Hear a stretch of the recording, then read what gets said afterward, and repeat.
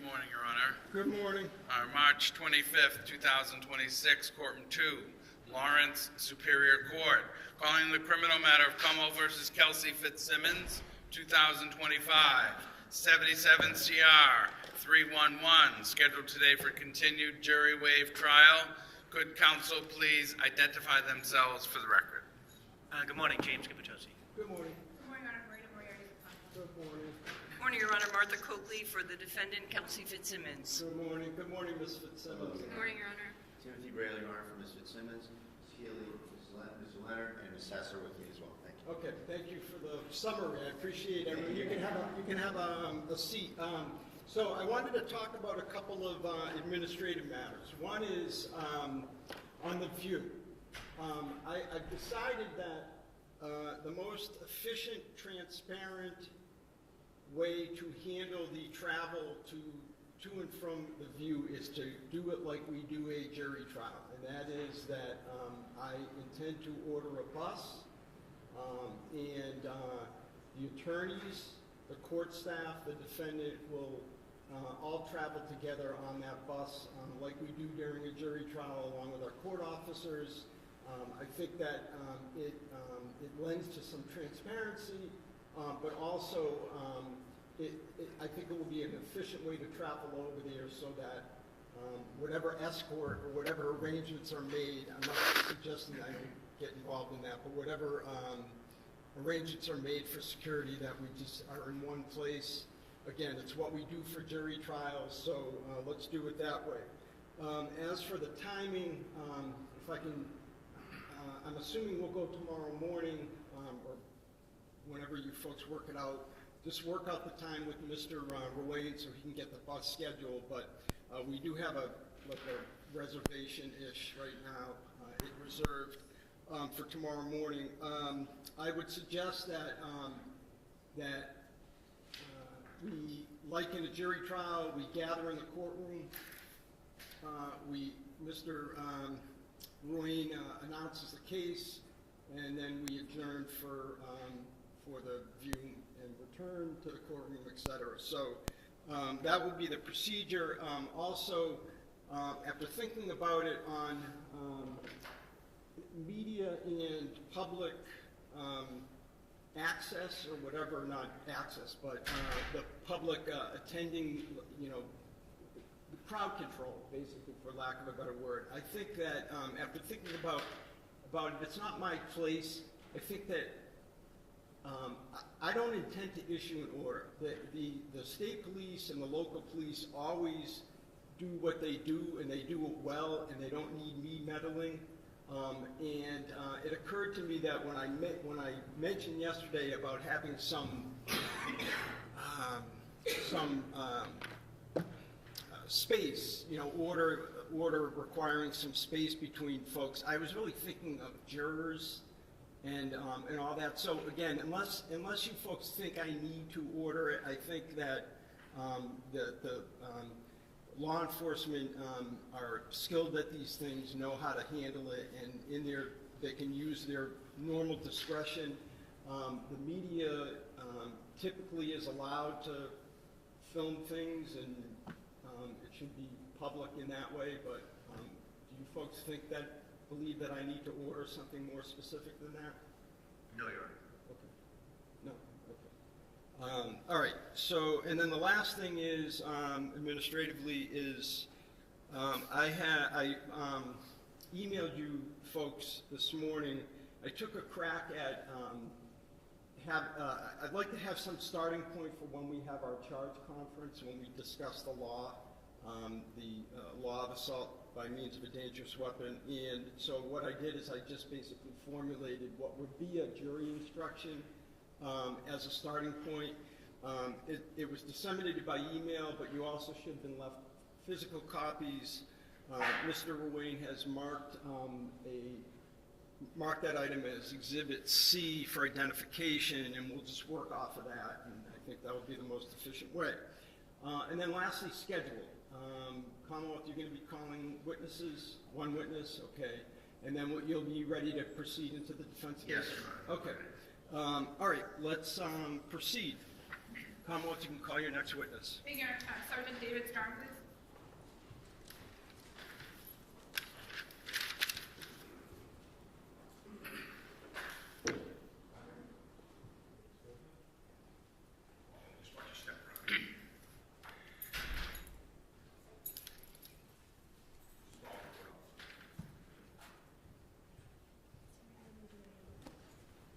You raise your right hand, do you solemnly swear that the testimony you're about to give in this cause now in hearing shall be the truth, the whole truth, and nothing but the truth, so help you God? Thank you. Good morning. You can have a seat. Pull yourself right up to that mic. May I? Yes, please. Good morning. Good morning. In a nice loud voice, if you could please state your name and spell it for the record. Yes, my name is David Strong, S-T-R-O-N-G. And how were you employed, sir? I'm a sergeant on the Mass State Police. How long have you been employed by the Massachusetts State Police? 14 years. And if you could just give us a brief chronology of your assignments while on the State Police. Yes, I graduated the State Police Academy March 2012. I was assigned to patrol. 2018, I began working out of the State Police Detective Unit. And then in 2025, I was promoted sergeant. And is that the State Police Detective Unit assigned to the Essex District Attorney's Office? Yes. And as a trooper assigned to, and then as a sergeant assigned to the Essex District Attorney's Office, what are your day-to-day responsibilities? We conduct death investigations, homicides, suspicious deaths, unattended deaths, non-fatal shootings or stabbings, as well as officer-involved shootings. I'd like to direct your attention to June 30th of 2025. Were you working that day? Yes, I was the on-call supervisor. And what's it mean to be the on-call supervisor? For 1 week a month, where we supervise the troopers. If they have any questions, or if there's a homicide or a serious event, then we'll go out to assist. And at some point during that, was it a Monday? Yes, And at some point during the day, did you get a call from one of your troopers? I did. And as a result of that phone call, what information did you learn about what you would be doing next? I learned that there was an officer-involved shooting in North Andover, so I responded along with my detective lieutenant, as well as crime scene services and ballistics. And a number of other troopers that you supervise? Yes. Several of the other troopers from my office also responded. Do you remember about what time of day, what address did you respond to? 125 Phillips Brook Road. And about what time of day did you arrive? I believe I arrived at around 6 p.m. And what was the state of the address at 125 Phillips Brook Road when you arrived? The residence was taped off. There was a perimeter outside the house. And who was at the scene at that time? At that time, it was just North Andover PD. And effectively, what happened once the Massachusetts State Police arrived? I joined Trooper Ortiz, who also works in my office, and we took control of the scene. And what was one of the first things that you did while on scene? I was given a brief summary by Lieutenant Daly about what had occurred. And after learning from Lieutenant Daly about what occurred, what did you do next? I drafted a search warrant for the residence. And at some point, was the search warrant authorized by the court? Yes. And at that point, did you and members of the Firearms Identification Squad, Crime Scene Unit, and other troopers from the DA's office enter the house? Yes, And did you participate in the search of the residence? I did. And did you, at some point, focus on one particular room? Yes. And what was that room? It was the bedroom on the second floor. And was that the bedroom to the right or to the left? To the right.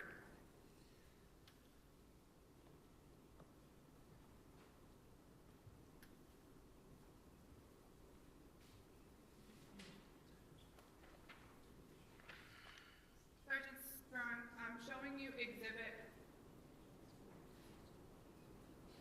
51. Do you recognize that photograph? Yes. And what's depicted in that photograph? It's a green-colored chest, as well as a chair and a box. So the green colored chest you're referring to is this item here? Yes. And where was that in relation to the layout of the room? It would be to your immediate left when you went to the room. And is this the red box you're referring to? Yes, And is that the chair as you saw it that day? it is. At some point, did other members of the search team open the green chest? Yes.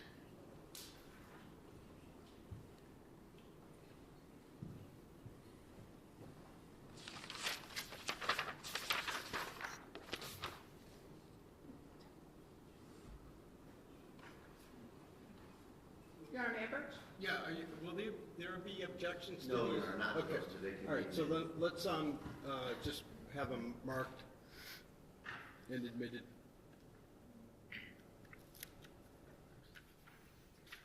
Exhibit 97, so marked. Exhibit 98, so marked.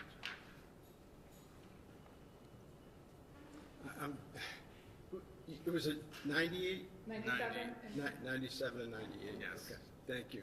may I display that, Your Honor? Yes, please. Showing you exhibit 97, Sergeant Strong. Do you recognize that photograph? Yes. And what's depicted in that photograph? That's the inside of the orange-colored chest with 2 firearms and firearms case. Is the firearms case the black box? Yes. Okay. At some point, did you or other members of your team move those items? Yes. And where did you move them to? To the bed. Move to the where? The bed. The bed. Showing you exhibit 98.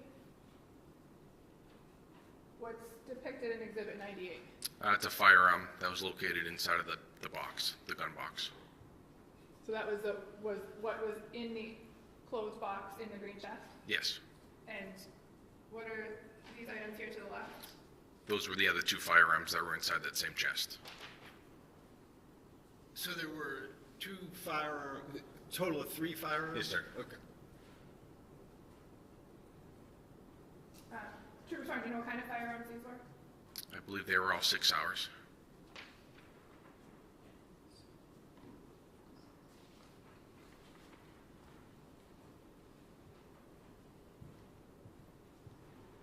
And do you know what happened to the firearms after they were photographed? Yes, a trooper assigned to my office recovered them and secured them in our evidence. And is that where they are today? Yes. May I have one, Your Honor? Yes. No further questions, thank you. Okay. Cross? Thank you, Your Honor.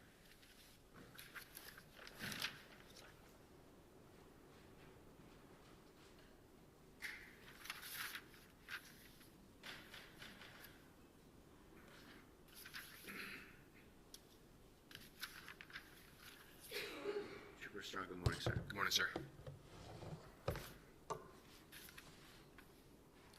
Trooper, you're the lead investigator on the case from the state police, correct? I am. And you're a sergeant detective, Yes, sir. and you work at the Essex County District Attorney's Office? Yes.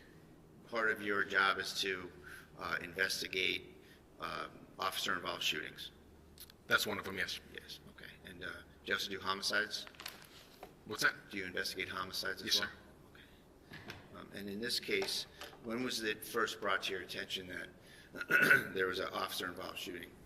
So the on-call trooper received the call about the shooting, and then he called me.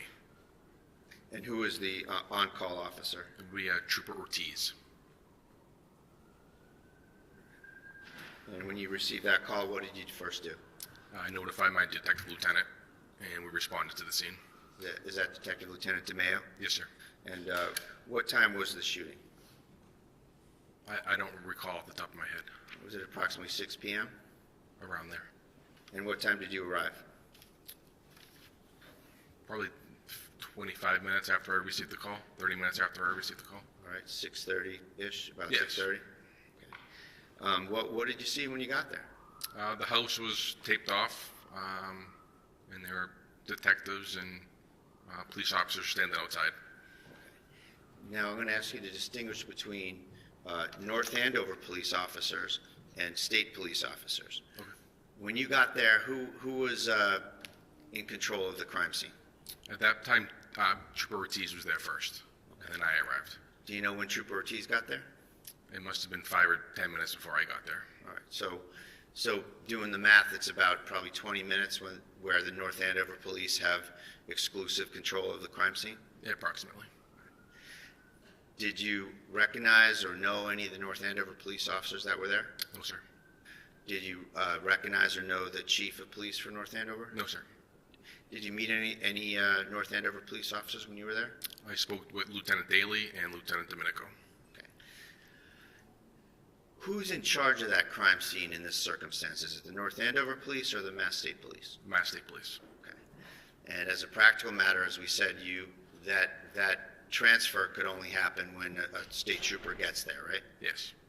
And the first trooper's there about 6:20, probably, Yeah, approximately.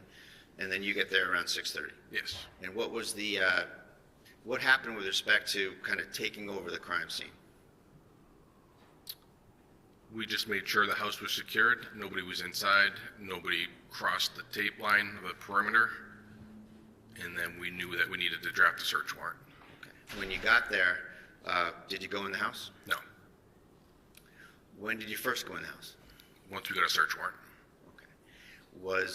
Were there any North Andover police officers in the house? No. Okay. And when you were there anyway? Correct. Do you know if that was by coincidence or by some order of someone that nobody be in the house or what? It was by an order. Everybody knew that we were in a search warrant, and everybody knew not to be in the house. Okay. When you first got there, what did you do while you were there before you worked on the search warrant? I spoke with Lieutenant Daly and Lieutenant Domenico. Okay. Where did that occur? It was in the, kind of near the school, outside of the house. Was it on the school property or was it on the house property? It was in the school, it would be in the street, so the school Sidewalk part. or something? Yeah. Okay. Was there any mention, to your knowledge or awareness, of any invocation of the town policy regarding drug testing? No. No conversation about that at all? No. All right. Did you speak with Officer Noonan at the scene? No. Where was Officer Noonan? He wasn't on the scene. Okay. Do you know what happened to him? I believe he went to the hospital. Okay. And do you know any circumstances about that? I do not. And you know that that's a common occurrence when there's an officer-involved shooting. The officer's always taken to the hospital, right? Yes, sir.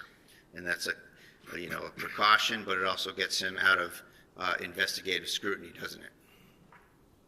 I think it's policy. Right, okay.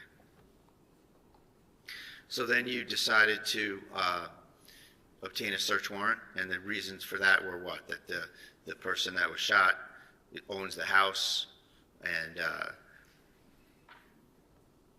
they're not around to consent? Is that a fair statement? Correct. Okay. At some point, Ms. Fitzsimmons was charged with assault as well as assault with intent to murder, right? Assault, I should say it better. Assault by means of a dangerous weapon and assault with intent to murder, Officer Noonan, correct?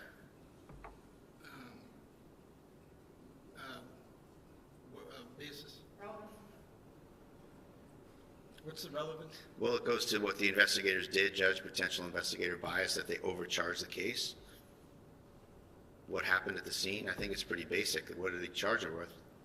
Okay, how is that relevant to me as the fact finder in determining whether the Commonwealth met its burden on the charge that resulted? So, I think it just goes to potential investigator bias, wherever it may be found. I think it goes to how they perceive the situation early on.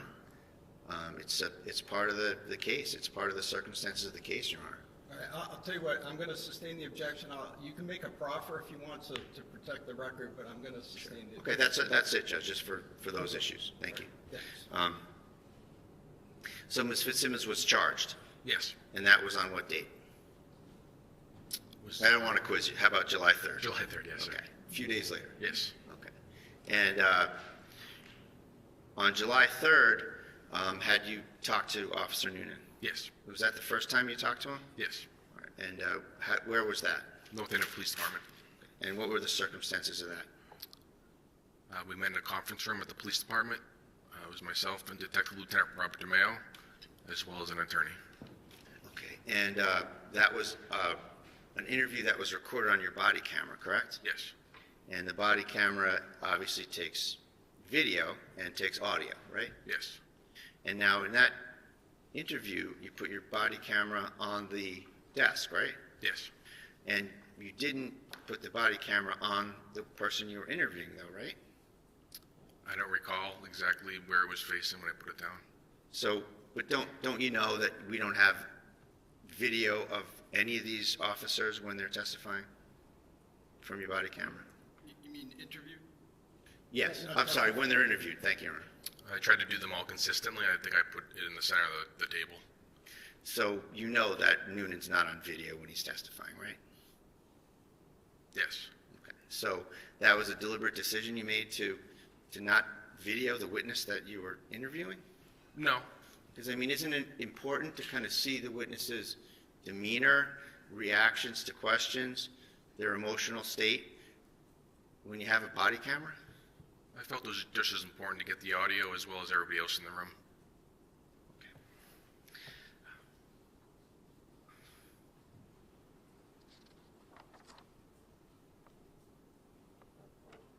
And in this case, Trooper Strong, you wrote a report that's kind of like what we call a PC report, right?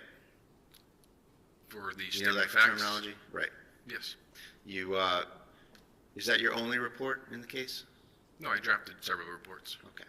And in terms of the report for court, you sort of encapsulated the statements of all the other people in the case, right? I believe I summarized 3. Okay.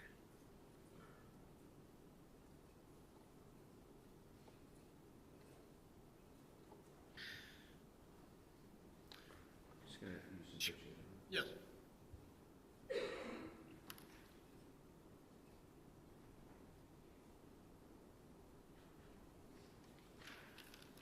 Showing you Exhibit 51.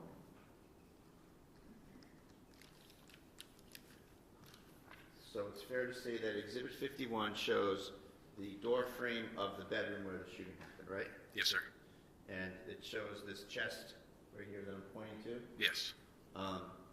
The firearms, you observed those extra firearms that were in the chest, right? Yes. And it's fair to say those firearms had nothing to do with the shooting in that room, right? Yes.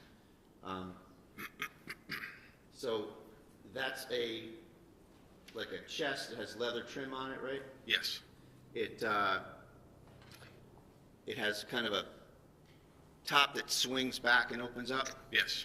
and it has some stuff on it right now anyway in the picture whenever that was taken. Correct. Are you aware of when that picture was taken? I am not.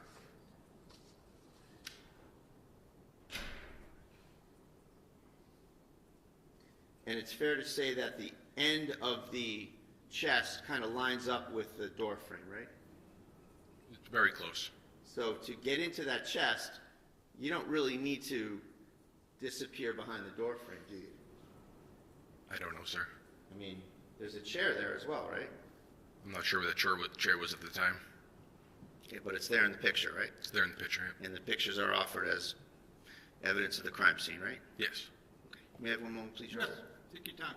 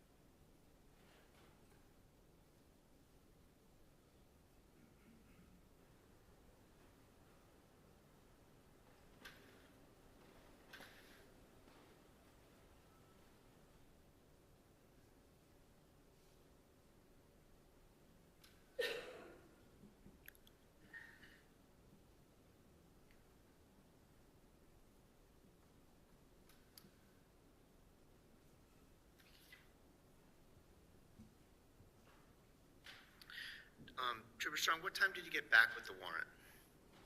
I believe it was before midnight.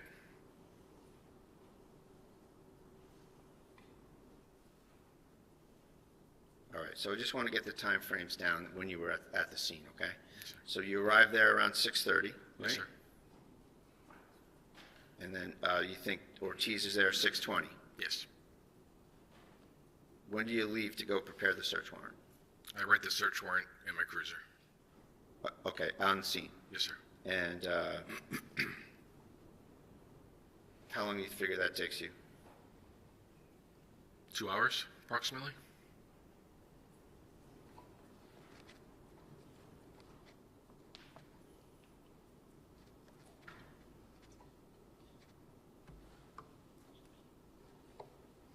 Then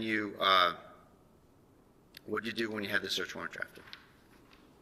I contacted the clerk. Did you involve any assistant district attorney from the Essex DA's office?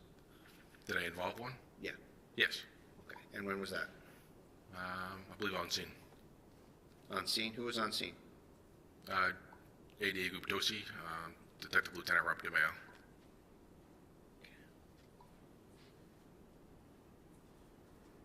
Did you have to go anywhere for the search warrant, or did you do that electronically? I believe it's electronically.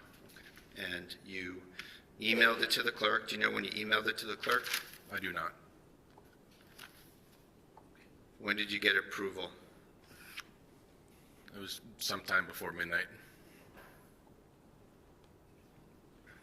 And while you were there, were you, obviously you're busy writing a search warrant, you have a lot to do. Were you also taking note here and there of any traffic into the house? No. Were you, did you know whether anyone from the North Andover PD went in and out of the house while you were writing the search warrant? Not that I'm aware of. Was there an order in place and you said everybody knew about it to not go in the house? Yes. So was that order, fair to say, as far as you're concerned, that order's in place the entire time you're drafting the search warrant, getting approval, waiting to get it back, right? Yes. And so it's fair to say that no North Andover officers were supposed to be in the house from the time you got there, and that's presumably when you gave the order? They never went back into the house after I got there. Okay. At any point. And then no one went back in the house. And then once you had approval from the clerk on the search warrant, you went in the house very late. Yes. And so what time did you go in the house? I don't recall. I believe it was just before midnight.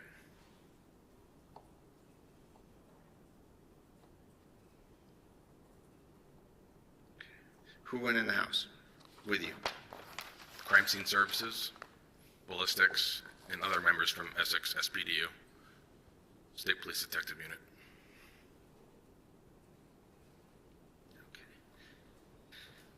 Did any North Andover officers go in the house? No.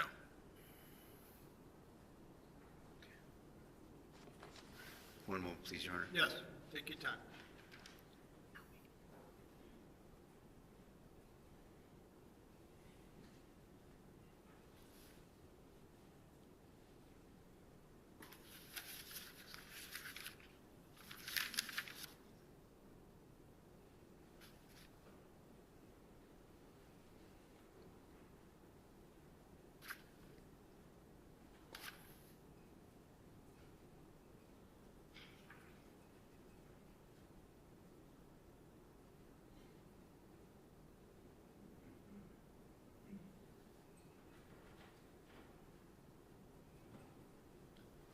Thank you very much. Thank you. Nothing further.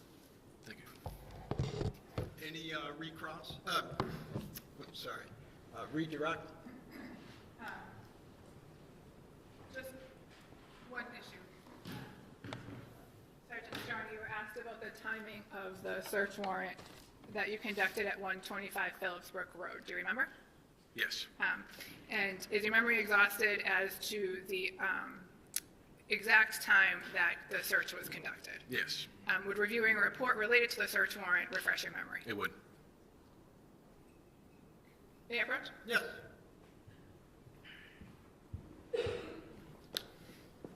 for direct your attention to paragraph 1.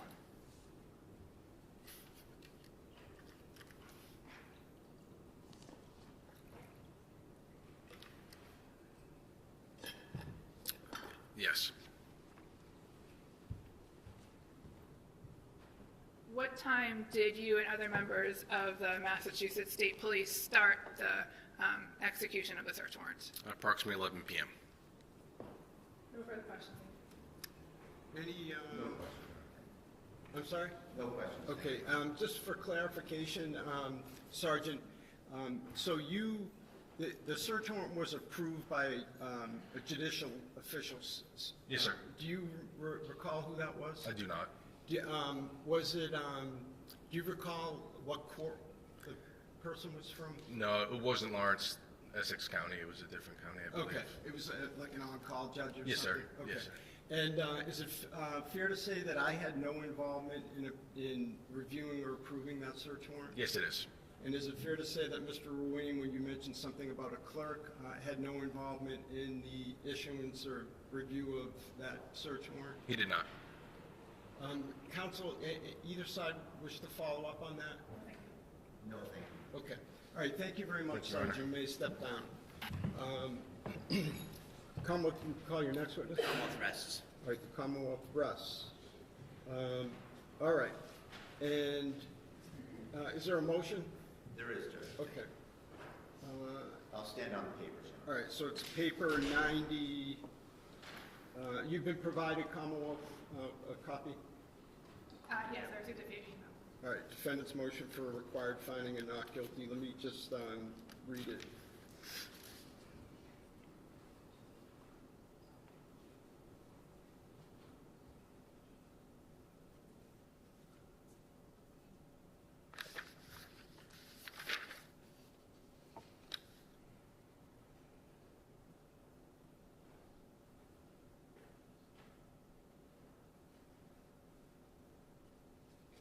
All right, and Mr. Bradle, did you want to be heard on the motion? I'll stand on the papers. Okay, all right, the motion is denied.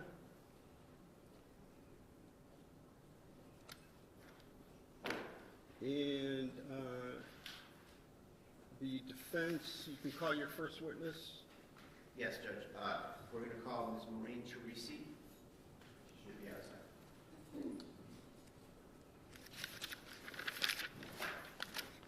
Maureen Teresi.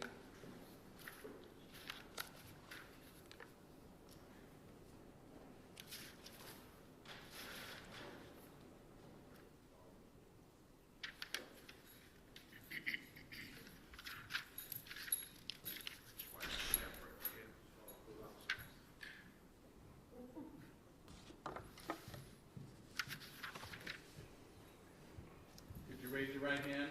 Do you solemnly swear that the testimony you're about to give in this cause now and hearing shall be the truth, the whole truth, and nothing but the truth, so help you God? Thank you. Good morning. You can have a seat and pull yourself right up to that mic.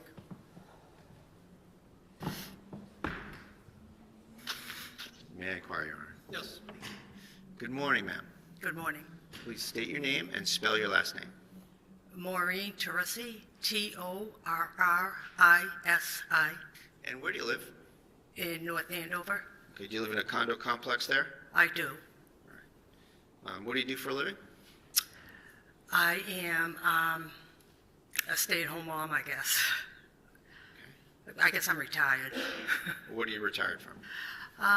The construction industry and home staging, design. How long have you been retired? I closed my business, I think, 3 or 4 years. 3 years ago, I had a large staging business. Home How staging. long have you lived in your condo complex in North Andover? Since 2014. Do you have a dog? A dog? Yeah. Yeah, I do. I have 2 And do you walk the dog around the complex from I- time to time? every day.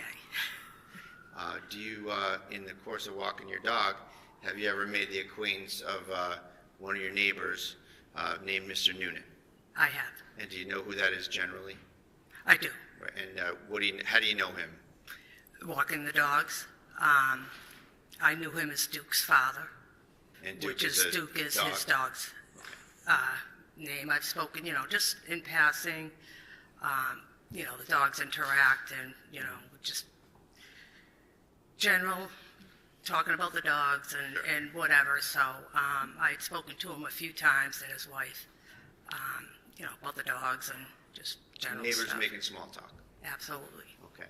And back in August of 2025, you had engaged him in some conversation about what was going on at the North Andover PD, right? I did. And is that what you said to him by way of initiating the conversation?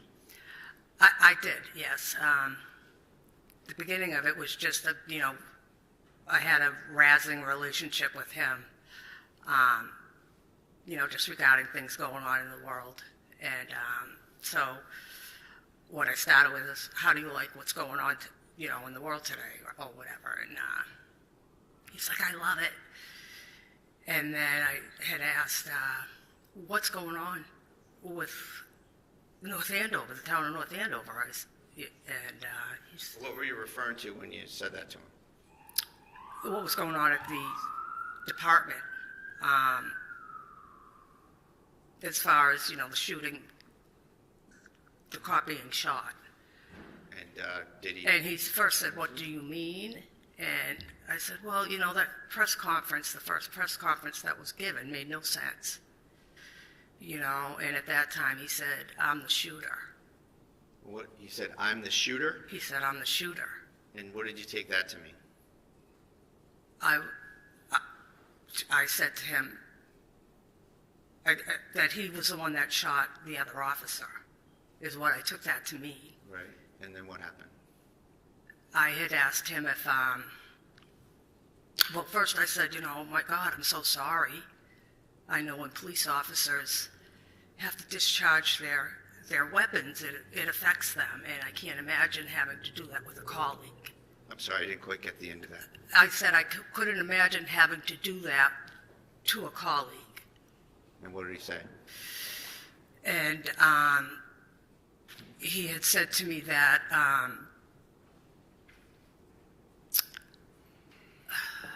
sorry, I'm a little nervous. That's He okay, take your time. had said that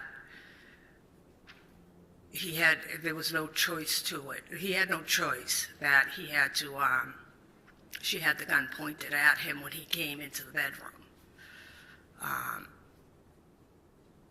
And Did he use any he said certain that- pejorative about her?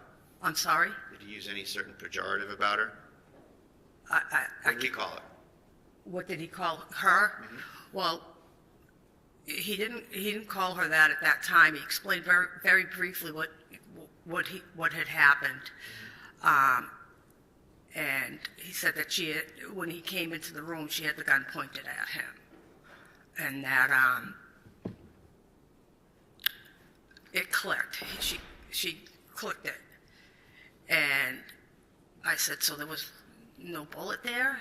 And he said it clicked, and that he wasn't going to let her get a second shot off, and that he had to shoot her. And I'm like, well, that doesn't make any sense. And I had asked why they went to her house, the three of them went to the house instead of having her go to the station. And why wouldn't they, if they were going to the house to take a baby, why wouldn't they have had some social services there with them? And he said, well, she's a fucking whack job. Oh, I'm sorry. No, you I'm don't have sorry. to, you don't have to apologize. You have to say what was said. Okay. And- And he said that she's an effing, whack job. So was that in response to you saying, why didn't you have social services go to the house? Yeah. And I was like, wow, that word is used, Objection. Yeah, sustain. Next question. sorry. That's okay. So not what was said so much, Okay. but did you engage back with him about the, let's say, the propriety of that usage? I did. After that, did you end the conversation with him?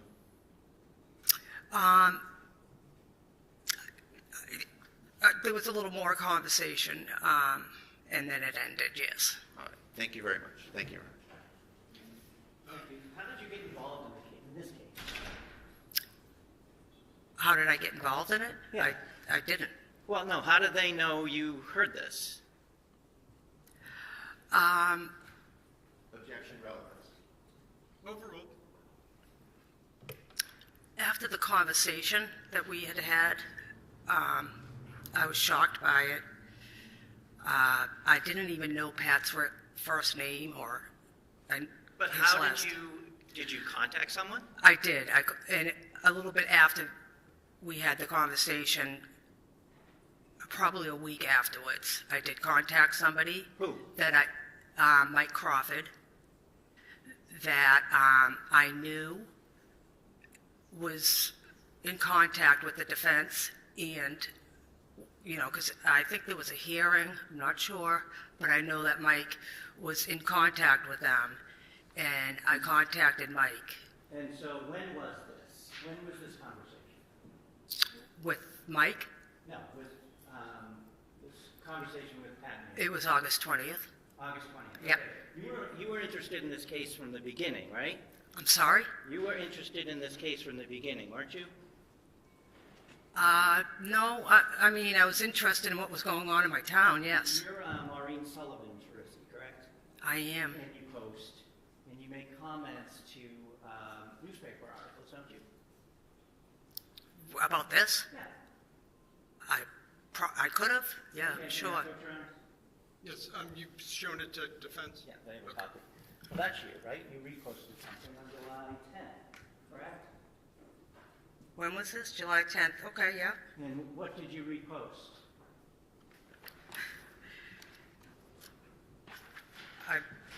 Meaning what? What do you mean? What did I repost? It's a Yeah, it's a article simple from Mike. question. I'm sorry, it's an article from, it looks like a post from Mike Crawford. Right. I reposted that. You reposted that. Yes. Well, what did you repost? I can't see it. Like, what's the context of Mike's? You did it. I understand that. Second, please, please. What is that? Hold on, please.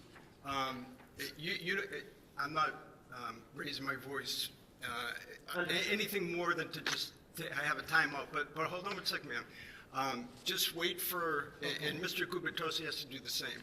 We can't have two people speaking over each other. So, Mr. Gubitosi, why don't you ask the question again?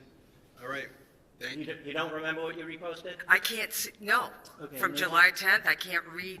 My point being is, I'm sorry, I can't see it, is my problem. If I may, for the witness, exhibit it up here, maybe if it's bigger. Any objection? I don't see the relevance of this, Judge. I object. All right, well, And there's no foundation as to why it might affect our state of mind or bias. all right, let's first things first, let's mark it for ID. I can't read it either for the record, so. I make a lot of statements. Exhibit E for identification. Okay. All right. Now, I guess my question for Mr. Gubitosi is, why would the putting it on the screen I just want allow her it to be see more legible? Well, it may be bigger, then I would ask her to go up to the screen to look at it. Maybe it won't. Is there an objection?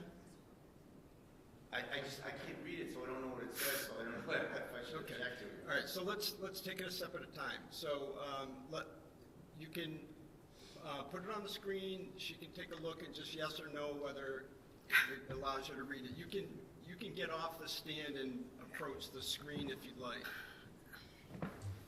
And I'm sorry, Mr. Ruane, that was exhibit what? E. Read the big print. Up here, Yeah. Attorney Tim Brado of North Andover Police, use of deadly force against his client. North Andover Police Officer Kelsey Fitzsimmons. Okay. And so it's a statement. I'll let you get back at that. Just for the record, I could not hear what she just said. I could see I can something, read it but from here, the big, Okay. Right, it's just my eyesight's horrible. I'll ask her to read Sure. it, but she can read it. Yeah, I just can't read the context. Says Attorney Tim Bradle on North Andover Police use of deadly force against his client, North Andover Police Officer Kelsey Okay, Fitzsimmons. so you reposted Simmons. the statement that Attorney Bradle made about the case, correct? Yes. Okay.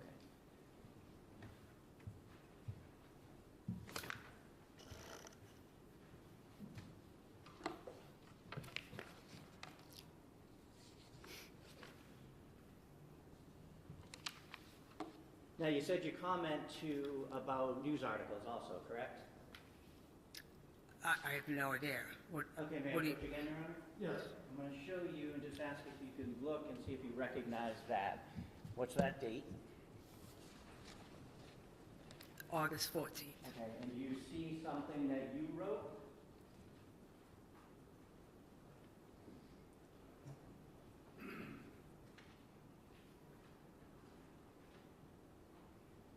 Just yes or no? Just, Yeah, just- yes, that's my name, and yes, this is it's a comment. It's a comment that To a you post. made to an article, correct? Excuse me. Well, Hold on one second. Let's mark it for ID, please.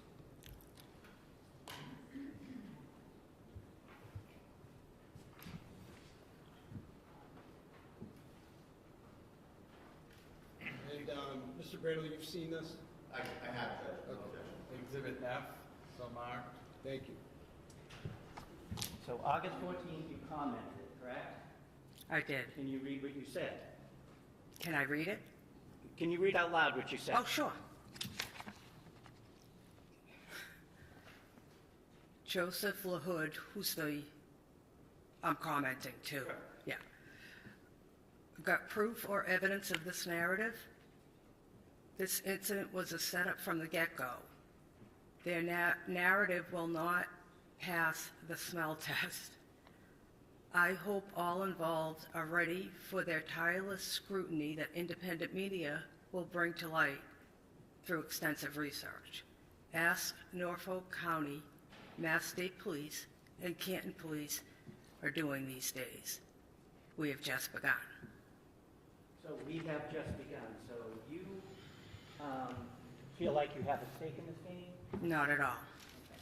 You feel that you're akinning this to the Karen retrial, right? Yes. That there's a cover-up. Well, not that there's a cover-up. Well, those were your words, weren't they? I don't know is that what it says in there? I forget what that says in there.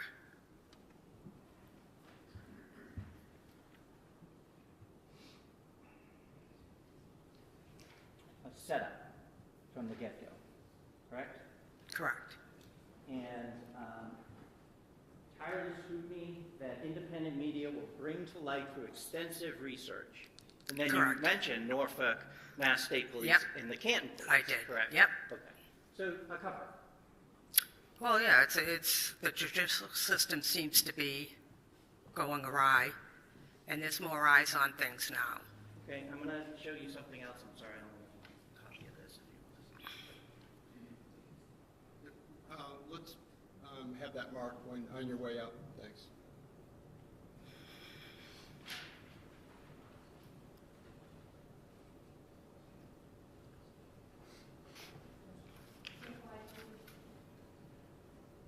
Mark this for identification, please. Exhibit G, so marked. Thank you. Can you first look at it and see if you recognize it? Sure. So look at the first page. Do you recognize what that is? I do. Okay. Can you flip to the second page? I sure See if can. there's a comment to that. Yep. I sure did. Can you read the first page about this? The post itself. Yeah. Today, it's from the North Andover Police Department. Today is National Police Women's Day. Please join us in recognizing Sergeant Katie, can't say her last name. Do you If you want me to can't spell read it? the last name, that's fine. Go ahead. Okay. Sergeant Julie Nigro and School Resource Officer Stephanie Rizzo.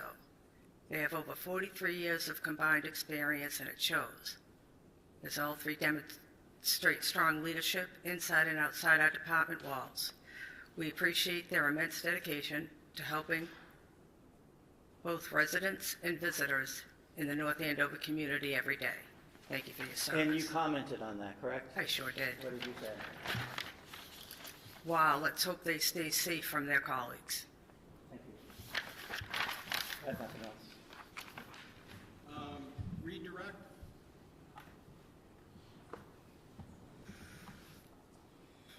We're content, Your Honor, thank you. Okay.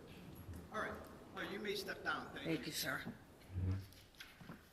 And defense, you may call your next witness. Yes, Your Honor, the defendant calls Lauren Page. Lauren?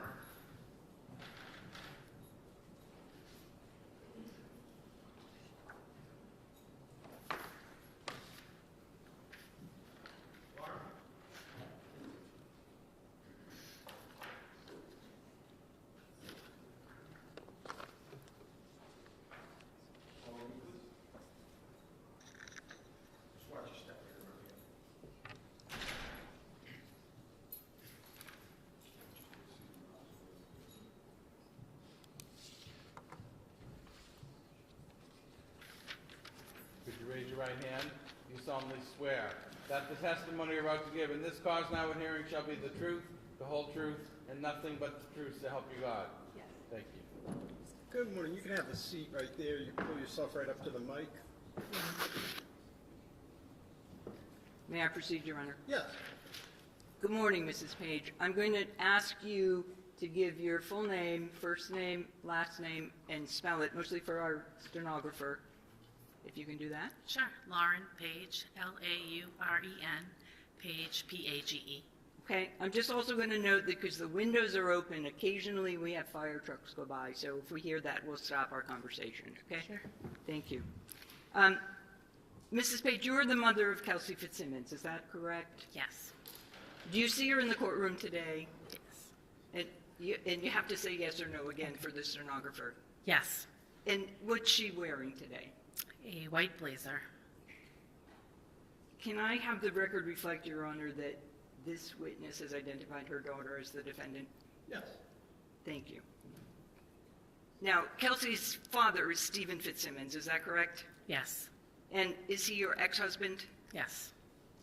And you are now married to William Page, is that correct? Yes. Can you tell us just roughly, you were together with William Page since 2011, and then you've been married since 2022, is that correct? Correct. And you have another child besides Kelsey with Stephen Fitzsimmons, is that right? Yes. And who is that? Stephen Jr. And is he 6 years older than Kelsey? Yes. Your husband, Will Page, also has 2 children from a prior marriage, is that correct? Correct. And who are they? Madison Page and William Page. Okay. And how old are those children? Madison will be 18 on the 31st of this month, and Willie is 20. Okay. And those families are friendly, are they not? Yes. Where did you grow up, Mrs. Page, and go to high school? Arlington, Mass. And did you have education after high school? Yes, I did a 2-year paralegal program at Aquinas Junior College in Newton. And did you become employed after school? I did. I worked for Shawmut Bank. Okay. And in general, what was the nature of that first job you had? Teller, assistant manager. Okay. Excuse me. And since that time, you've been employed, is that correct? Yes. Okay. Where do you live now, Mrs. Page? Methuen, Mass. And I won't ask you the address, we don't need that. And where do you work now? I work for Sullivan Mechanical. It's in Wilmington. In Wilmington. And how far away is your home from the North Andover home where Kelsey Fitzsimmons lived in June of 2025? 8 minutes. And how about your place of work? How far away is that? 20. Kelsey went to college, did she not? Yes, she did. And after that, did you stay close with her? Yes. Close to her today? I'm sorry? Are you close with her also Oh, today? yes, yes. And did Kelsey live in Methuen with you and Mr. Page, his son and daughter, from before Christmas 2025 until recently? Yes. When Kelsey finished college, did she do about a year and a half of law school? Yes. And you're aware she applied to become a corrections officer in Essex County, is that correct? Yes. And she served as an Essex corrections officer before she went to the North Andover PD. She did. And all during that time, you were close in contact with her. Fair to say she was in your life, you were in hers? Absolutely. Okay. And again, what town do you and Will live in now? Same, Methuen. In Methuen, okay. At some time, did Kelsey move to North Andover? Yes. And did she first have an apartment and then bought a house, is that right? Yes. Where did Kelsey live when she served as a corrections officer? Her apartment in North Andover. And again, how far away is that from where you lived in Methuen and where you live now? 8, 10 minutes. Close drive, correct? Yes. And you knew that your daughter Kelsey was engaged to Justin Alayan, did you not? I did. And you also knew that Kelsey had a child, of course, is that right? Yes. And that Justin was a father. Yes. You knew they were planning to get married in October of 2025? Yes. And did you know her fiance's parents, sister, just yes or no? Yes. You had met them upon occasion and socialized with them, is that right? Yes. And you knew that they lived in Stowe, Massachusetts, is that also correct? Correct. During this time that your daughter had her baby Caden, did you ever babysit for him? We did, yes. And could you just tell generally, what kind of baby was he? Fussy, calm? Can you give us a description of the baby? Caden was very easygoing, very happy baby. Easy to take care of? Yes. And generally, in your experience, when did he cry? If he needed to eat? When he was hungry? Yes. And when you, I'm going to draw your attention now to June 30th, 2025. And we're going to focus on that day. Caden's about 4 months old, is that right? Yes. At that time? And where was Caden living at the time on June 30th, 2025? Phillips Brook Road in North Andover. With Kelsey, is that Kelsey, correct? Yes. Mrs. Page, did you know that Kelsey had been cleared to go back to work in a few days from June 30th? Yes. And on that day, were you aware that she was going to the North Andover Police Department in order to do some CPR training? Yes. Were you aware that she was going to take Caden with her during that training? I was aware. I'm just going to ask you yes or no. Did Kelsey call you that day? This is June 30th. Yes. And at what time, any time after noon, do you recall that she called you? 2:30. And did she give you some information about where she was headed when she talked to you? Yes, she was going to meet Justin at the Common in North Andover. Okay. And did she talk with you at some time to let you know if and when she was headed back to her house? Yes. Do you remember what time that was? 3:30. And did you and she agree to meet at her house? Yes, I met her at the house after work. And about what time was that, if you recall? 3:30, 3:45. And you were working that day, right? Yes. And your place of work was close enough by that you could do that? Yes, my route to and from work, I drove by her house. So if you were going from Wilmington to Methuen, you would actually go by where Kelsey lived, Yes. correct? Do you remember what time you arrived again? What time did you get to Kelsey's house that afternoon from work? I want to say it was 3:30, 3:45. Okay. Who else was there when you got there? No one, just Kelsey, the baby. And Kelsey. Yes. And just generally, without giving us the conversation, what topic or topics did you discuss? Kelsey was sad that Justin blew her off and didn't show up at the common to meet her. She couldn't understand why. She was confused why he would ask her to come and then just ghost her. And what would you say was her demeanor at that time when you were talking with her at home? Sad, confused. How long did you stay once you got there around 3:30? I left around 5:20, 5:30. And just in general, again, Mrs. Page, what were you doing while you were there with Kelsey and Caden? We sat in our living room, played with Caden, talked. I did some dishes in our kitchen. Basically just sat and talked. Okay. Do you know what time you left? Between 5:20 and 5:30. And where were you going immediately? Where were you headed to? CVS in Methuen. And originally you were going to CVS. Where were you originally headed after that? Home. And that's your home in Methuen? Yes. Right. Did you get another call from Kelsey while you were at the CVS? I did. And as a result of that call, Mrs. Page, what did you do? Went back to her house. Do you recall what time you arrived at her house? 5:45.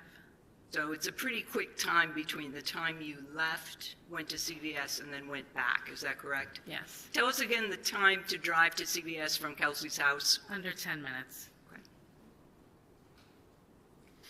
When you arrived at the house at that time, can you tell us what's the first thing you saw? Police cars. Okay. Did you go in the house? Yes, I went right up. And doors open. You've been in and out of that door before many times, correct? Yes, went right up to her porch. Okay. Did you see anything on the porch? There's a police officer holding Caden. And at that time, did you know which police officer that was? No. He was holding Caden, you said, Yes. correct? I didn't hear the answer. I'm sorry, no. Okay, thank you. A police officer was in uniform, correct? Yes. And you didn't know who he was at the time? No. What happened next once you saw the police officer holding Caden? Caden was crying, so I asked if I could take Caden from him so I could settle him down. And did the police officer give you Caden? He did. Is that still on the porch outside, or were you inside? Right on the porch, we exchanged the baby. So you're holding Caden, and what happens next? I brought him inside to Kelsey's living room, where there was another police officer. And did the officer who gave you Caden also come into the house with you? No, Do you know where he went? I don't. Okay. So you are holding the baby, you're in the living room with another police officer. And can you tell us what happened next? Justin walked in with his sister Courtney. And Justin is the fiancé that we spoke about earlier, right? Yes. And his sister, what's her name? Courtney? They both came in while you were in the living room? Yes, they walked in. Do you know about how long you were there before they arrived? Minutes. Okay. Are you still holding the baby at this stage? Yes. Okay. And then what happens next, Mrs. Page? The officer in the living room asked me to hand Caden to Justin. And had either Kelsey or the police officer, when you arrived, told you about the restraining order? Just yes or no? No. Okay. And did you actually who did you give the baby to, I should say? I handed the baby to Justin. Justin turned and handed Courtney the baby. And what did they do next? Left. Did you have any conversation with them, just yes or no? No. Did they take anything for the baby with them, if you remember? Car seat, I believe. And they left together, if you recall. Is that? Yes. Yes, okay. Mrs. Page, when you arrived, did you see your daughter on the first floor? No. Did you know where she was? Upstairs. And while you are downstairs, did you hear anything coming from the second floor? Just yes or no for now. Yes. Can you tell us what you heard? I heard a gentleman say, "Kelsey, no, Kelsey, no." And then 2 gunshots. And can you give us some idea of how quickly those shots were connected to each other? It was Kelsey, no, bang, bang. Did you hear Kelsey say anything from the second floor? No. Could you hear her make any noises? Yes. And Mrs. Page, what happened next? I saw Justin run by the windows on the porch, and after that, officers came in, EMTs came in, running up the stairs, and I was let out of the house. I was let out by an officer. And what was your frame of mind, state of mind at that stage? I was pretty upset.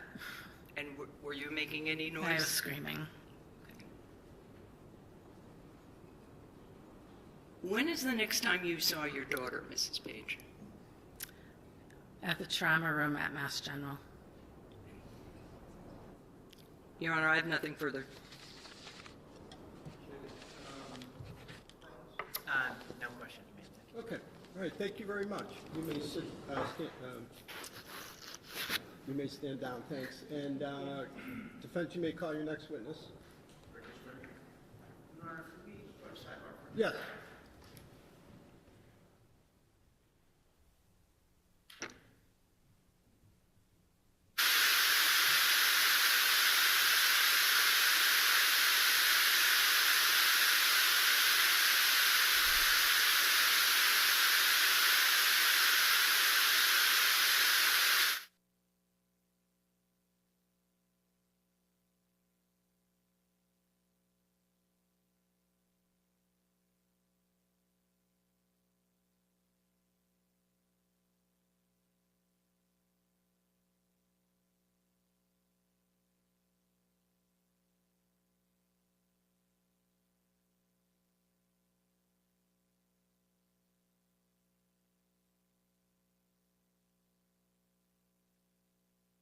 Take maybe a 20-minute recess.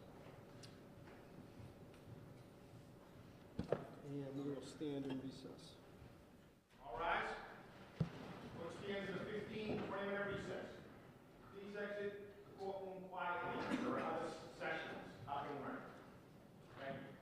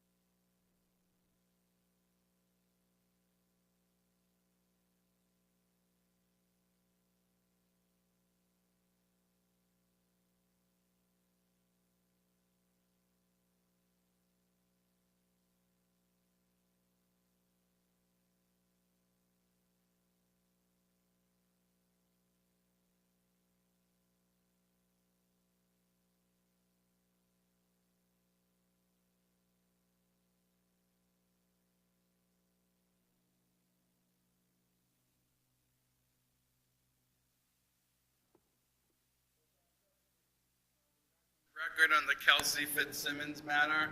All counsel and the defendant are present. Okay, defense, you may call your next witness. Thank you, Your Honor. The defense calls Kelsey Fitzsimmons.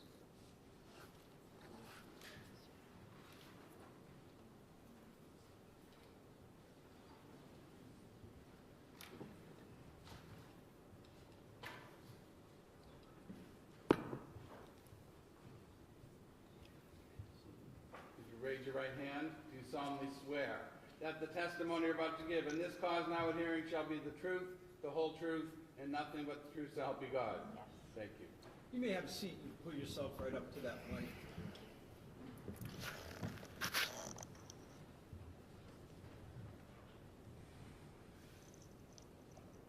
All set.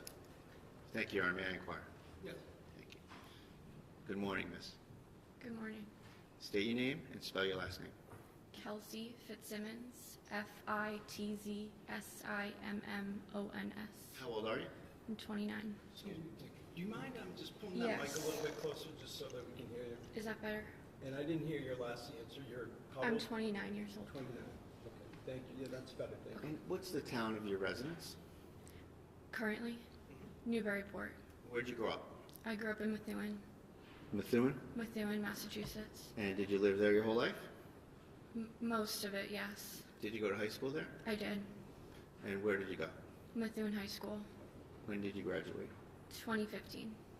And you lived there with your parents and your family? Yeah, I lived with my mom and my dad. There were two different houses. Tell the judge a little bit about your upbringing and your family and who's who. So I have my mom, my dad, my mom Lauren, my dad Stephen, my older brother, my biological older brother Stephen Jr., and then I have my stepfather, William Page, his two kids that I consider my brother and sister, Madison and William. I'm sorry, I didn't hear the names. My younger brother and sister are Madison and William. Madison and William. Did you say that they were step-siblings? They are step, yes. Okay. Try to keep your voice up. Okay, Just sorry. Use the mic, Okay. kind of like I am, a little bit like that. Okay. All right, thanks, Kelsey. So, you guys are a close family, right? Yes. And they've been with you through this process the whole time, right? The whole time. When did you graduate high school? 2015. Did you go to college? I did. And where'd you get your degree from? I got my degree from Fisher College. I got my Bachelor of Science in Criminal Justice. What year was that? 2020. What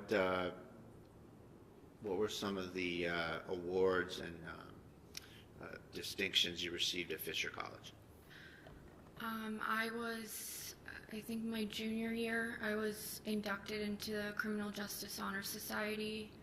In my senior year, I was voted in as the president of the Criminal Justice Club, and I just worked closely with campus police there and the advisor of the Criminal Justice Club.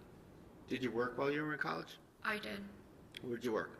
I worked for the college as a work study, and I also worked as like a host / waitress down the street at a restaurant called Cheers. Did you do any security work?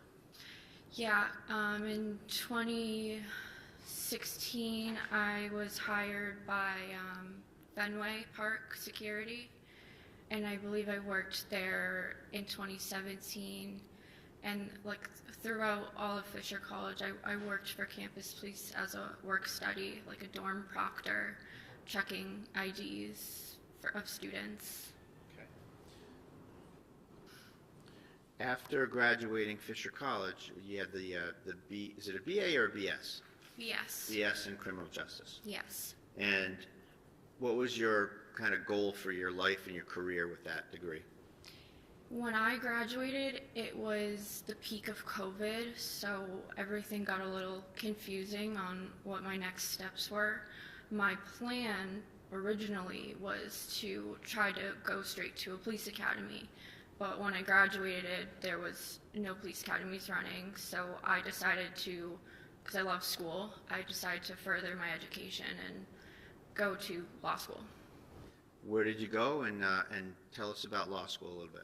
I went to Massachusetts School of Law. I did about 3 semesters, and then some academies started to run again. And did that change your pathway? It did. What happened? The Essex County Sheriff's Department started doing Sheriff's Department academies again. So I applied to be a corrections officer, and that was in 2020. And I went through their academy in 2021. Where's that academy? Their academy is at the Northern Essex Community College in Haverhill, Massachusetts. And what was the course of study? Just in general, what did it entail, and how long was it? It was 3 months. It had to do with just the training of being a corrections officer. Our whole job was safety and security of the inmates that were housed in the jail. So it went a lot into safety and security. So you spent 3 months at the Sheriff's Academy, Yes, and you were hired by the Essex County Sheriff? I was, yes. When was that roughly? That was in 2021. I think it was September of 2021. What was your kind of original first assignment when you got to the Sheriff's Department? How did you start there? I worked in housing. I was assigned to housing the whole time I worked there. Did you have any other jobs while you were at the Essex Sheriff? When you pick up an overtime shift there, they kind of just throw you in where somebody's needed. So I did a lot of different jobs just through all the overtime I worked, which included transportation of inmates to and from court. I would work in programs. They have church and school for the inmates that reside there. And there's outer perimeter security where you drive a cruiser around the perimeter of the jail to ensure no one's coming in or out. I did things like that on my overtimes. Okay, and in terms of the transport, you were actually the person that kind of comes to here to court, goes into lockup, delivers prisoners, picks up prisoners, brings them back? Yes. How long were you at the Essex Sheriff? About 2 years. What, and at that point you had a career path decision, right? A Yes. different decision. I did. And what was that decision? I always knew I wanted to be a police officer. And was there some opportunities that came up in that respect? Yes, while I was working for the Sheriff's Department, I had moved to North Andover. I really liked the town I lived in, and I wanted to work in it as a police officer. So what did you do? I applied to the North Andover Police Department. Did you interview with Lieutenant Daly, was it? I did. He was on a panel interview. They call it like an oral board. It included Lieutenant Daly and several other members of the North Andover Police Department. And I take it that you're not going to get hired there unless they approve you. Yes. And that happened, and you were hired? Yeah, they do an extensive hire check. Background check and so forth? Yeah, like there's a lot that goes with it. What you would expect in terms of a police officer getting hired. Yes. What's the first step when you get hired as a police officer? What do you do next? You have to go to the police academy for 6 months. So you've been through a 3-month Essex Sheriff Police Academy, training academy, and now you're about to start a 6-month North Andover Police Academy training, right? Yes. And where did that training take place? That also took place down the hall at Northern Essex Community College in Haverhill. And you spent 6 months going to that? 6 months, yes. Was that, is that something where you like stayed there the whole time, or did you come and go? Did you commute? How does that work? I commuted. I got there in the morning, left sometime in the evening, and we had weekends off, so it was 5 days a week. Okay. When did you graduate from there? I graduated in May of 2024. And did you run for any positions within the academy that they have in your class? Yes, while I was in the police academy, I ran for treasurer, and I became the treasurer of my class. And what does that entail? That entails everything financial through our academy. I would collect, we had like academy dues, I would collect them, and we would purchase things that we wanted, such as like sweatshirts and sweatpants to wear for our PT days, as well as an academy sweatshirt. I also planned our graduation party, so I had to book it, collect the funds for it, and plan it, essentially. And is it a situation where there's different classes going on at once, like class of 2020, class of 2021, like that? Yeah. Right. And you were the class of 20? Well, my class was called Rock 5, so I don't know how the numbers go, but the one before me was 4 and the one after me was 6. I was Rock 5, ROC 5. All right. And when did ROC 5 graduate? May of 2024. And you graduated with the class? I did. And what was your first assignment with the North Andover PD? You first go to patrol on FTO, and FTO is meaning you're with a field training officer, so you ride with somebody in the same cruiser for a period of time. And who were your field training officers? So I had several, because you do different shifts. I had field training on day shift. My field training officer was Officer Tierney. I had field training on the 4 to midnight shift, and my field training officers were Officer Furman, now Detective Furman, and Officer Sousa. The entire time you were there, were there any other FTOs that you had, just to kind of list them all off? I think there's multiple officers there that are FTO trained, but those were the ones that were assigned to me to train me. So you were, I'm sorry. No. Can you just, Oh, yeah.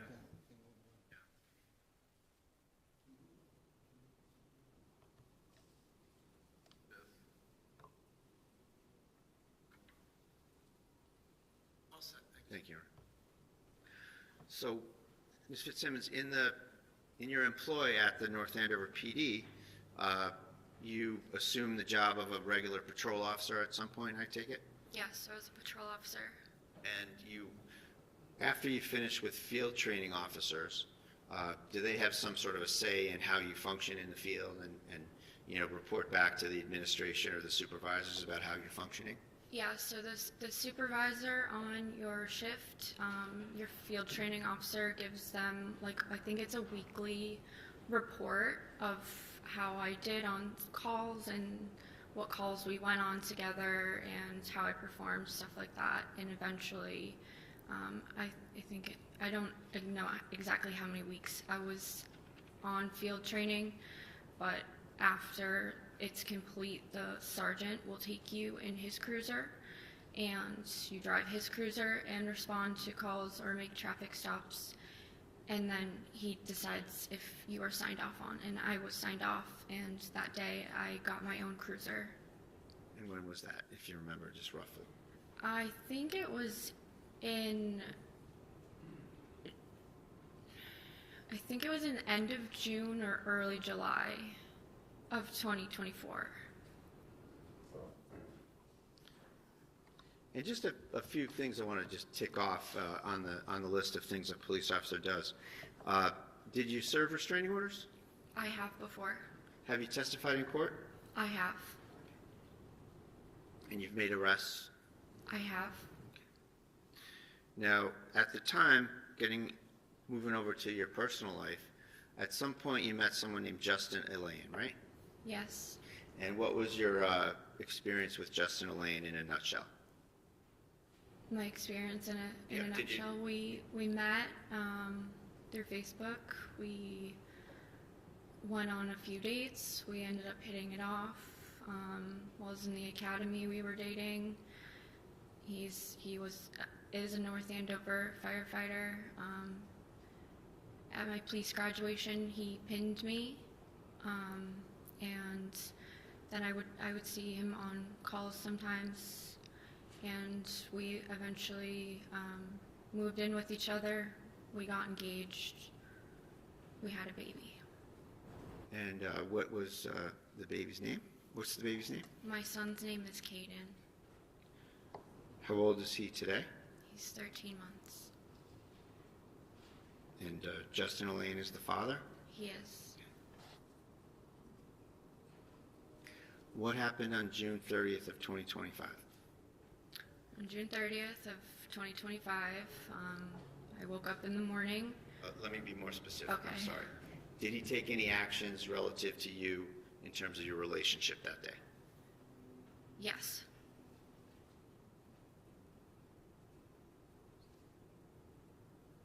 And what did he do? He obtained a restraining order against me.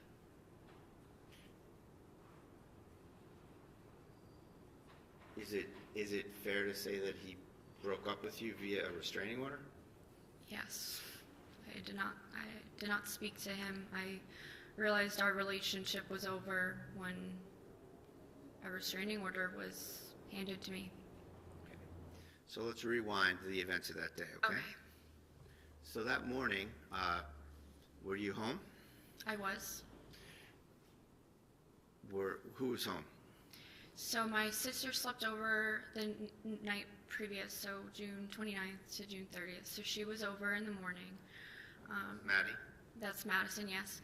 I was with my son. I had work at 1 p.m. I had to go to CPR training at 1 p.m. Okay. Now, had you been out of work for a while? I was, yes. All right. And when did you first go out of work? I worked up until I gave birth. Caden came 5 weeks early, so I wasn't expecting it, so I went out basically the day I gave birth to him. And his birthday is what? February 16th, 2025. Now, when you were seeking to go back to work, did you get cleared to go back to work in June of 2025? Yes. Did that entail going through certain trainings and getting reviewed and stuff? It did. What was the event on the 30th that you had to do to finish that off? I had CPR training at 1 p.m. on the 30th, scheduled. Was that your last thing you had to kind of go through? That was it. Yep. Were you seeking to see Justin Elaine that day? Yes, we had spoken through text and on the phone in the morning. I was asking if he would come home because he hadn't been home in days to be with Caden while I went to work, and his response basically was, I can pick him up and watch him. And I said, you're not a babysitter. So there was a bit of argument about that.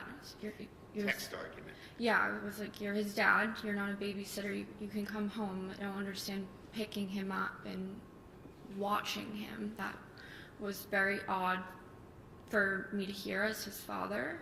Moms don't like when dads say they're going to babysit their own kid, right? Yes, like your dad. And at some point, just to kind of cut to the chase on that, you made a plan to meet up in North Andover? Yeah, there was a lot of texting back and forth. He originally said yes, and then he said no, and then he said, I'll meet you tomorrow. And I said, you have work tomorrow? That doesn't make any sense. He worked a 24-hour overnight shift, so. Was there something about gas money as well? Yeah, he said that he couldn't drive from Stowe, Massachusetts to North Andover because he had no gas in his truck. And I just was trying to get him to meet me. I'm like, we need to figure this out. I go to work in a couple hours. Like, we need to figure this out. He called me while I was driving to work and said, I'm on my way to North Andover. Let me stop you right there. Okay. Let me just rewind Okay. rewind you a little bit. All right. So there's some texting about this, right? Yes. And the texting that you have and that's been kind of passed around in the case, it doesn't end up with, okay, I'll come and meet you at the North Andover Common, right? No. So was that arrangement made outside of those texts? Yes. Like looking back now, I think it was strategic, but All right, well, just, I don't want to that's just my opinion. Yeah, I don't want to ask for your opinion Okay, on it. sorry. I just want to, factually, I'd like to ask you, were there a couple calls back and forth that kind of Yes. set that up once and for all? Yes, he called me on my way to work. I decided I'm gonna bring my son with me, which wasn't a big deal, but when I was on my way, he called Well, me. hold on a second. Just to be, yeah. I just need to confer with our court staff. Mr. Ring, can you turn the...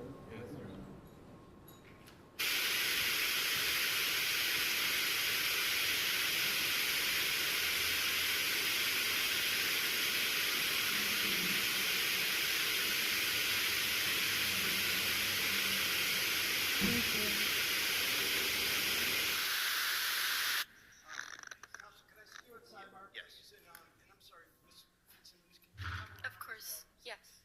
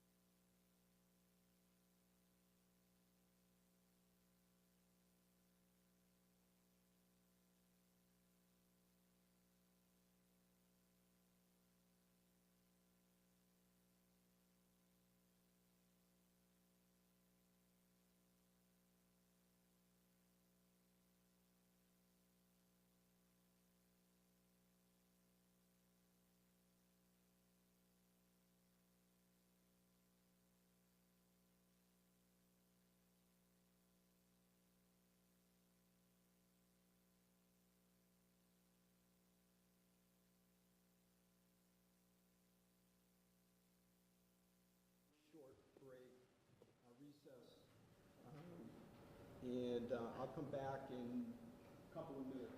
All rise.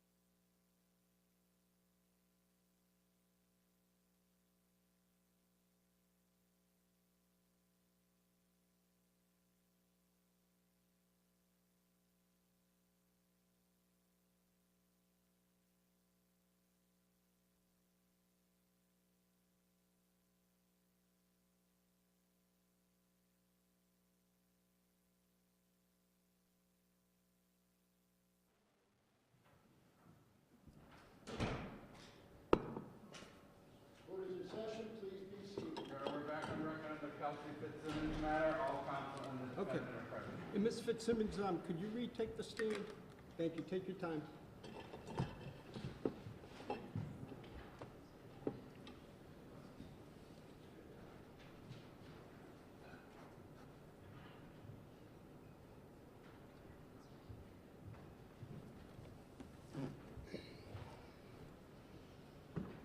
Thank you.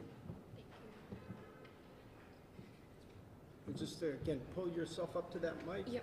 Then make yourself comfortable. May I proceed? Yes. Thank you. So, Ms. Fitzsimmons, the last discussion we were having was that you were arranging to meet Mr. Elaine at the North Andover Common, is that right? Yes. And did he call you about it when you were on your way to CPR training? He called me. I think I was putting Caden in his car seat. I missed it. And when I got on the road, I called him back. And what was the conversation about meeting up? It was quick. It was, Kelsey, I'm on my way to North Andover right now. My mom just gave me gas money. I'll meet you at the Common at 2. And I said, okay, I love you, bye. And the phone call had already hung up. Okay. And after that, you went to work? I went to work. With Caden? With Caden. And what was the schedule, what was on the schedule for today, for that day at work?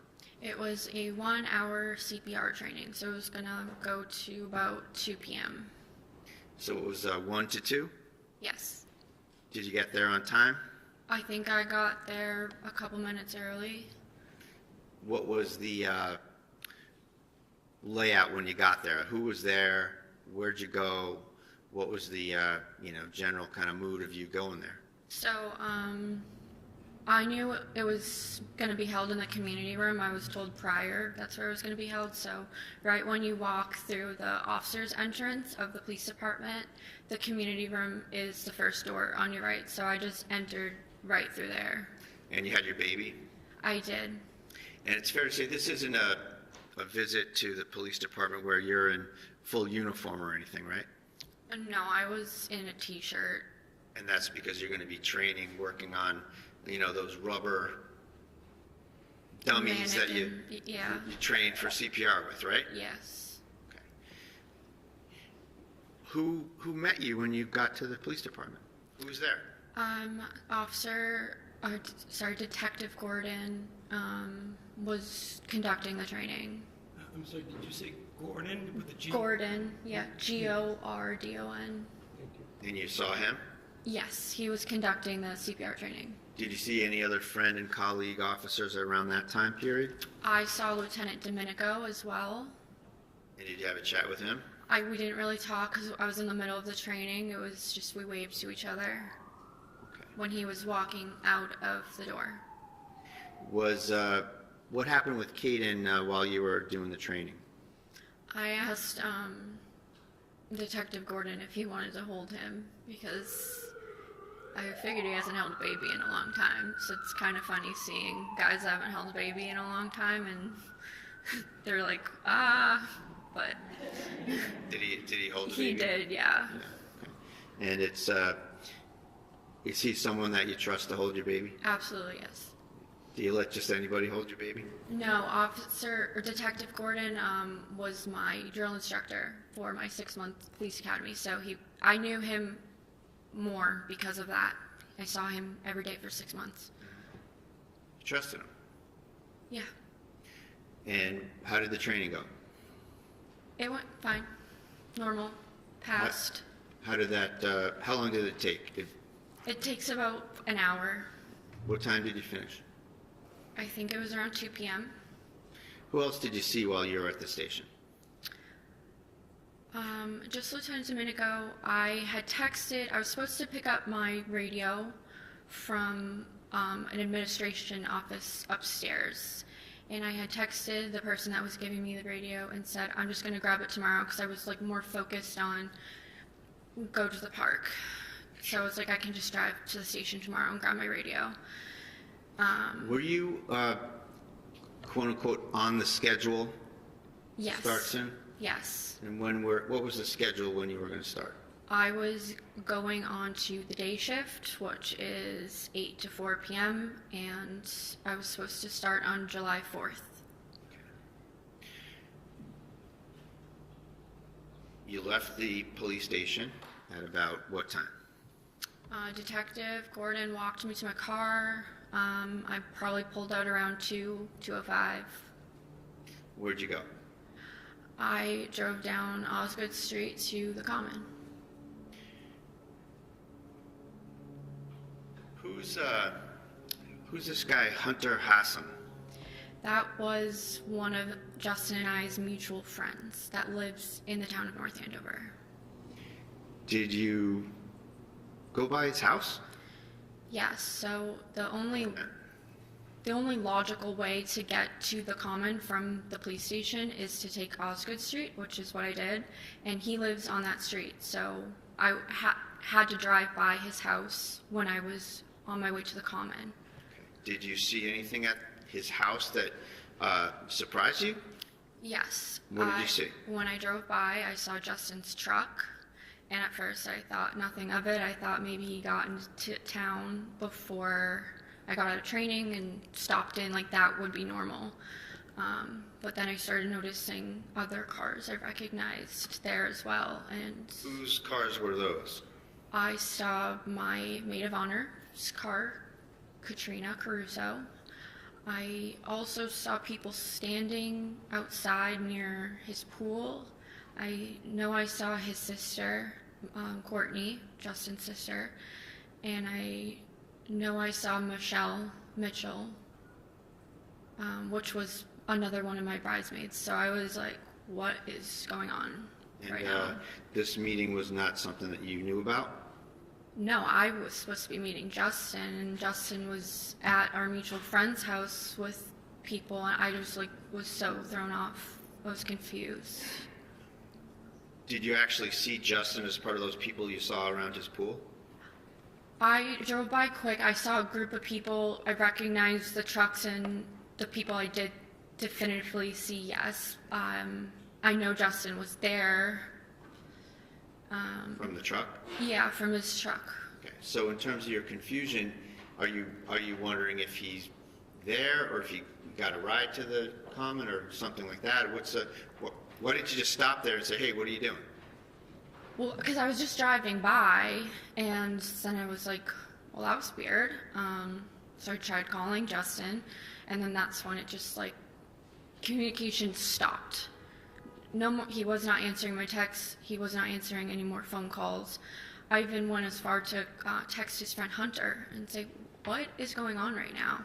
And am I allowed to say what Hunter said back to me? So did he respond to you? He did, yes. Did it affect your state of mind about what was going on?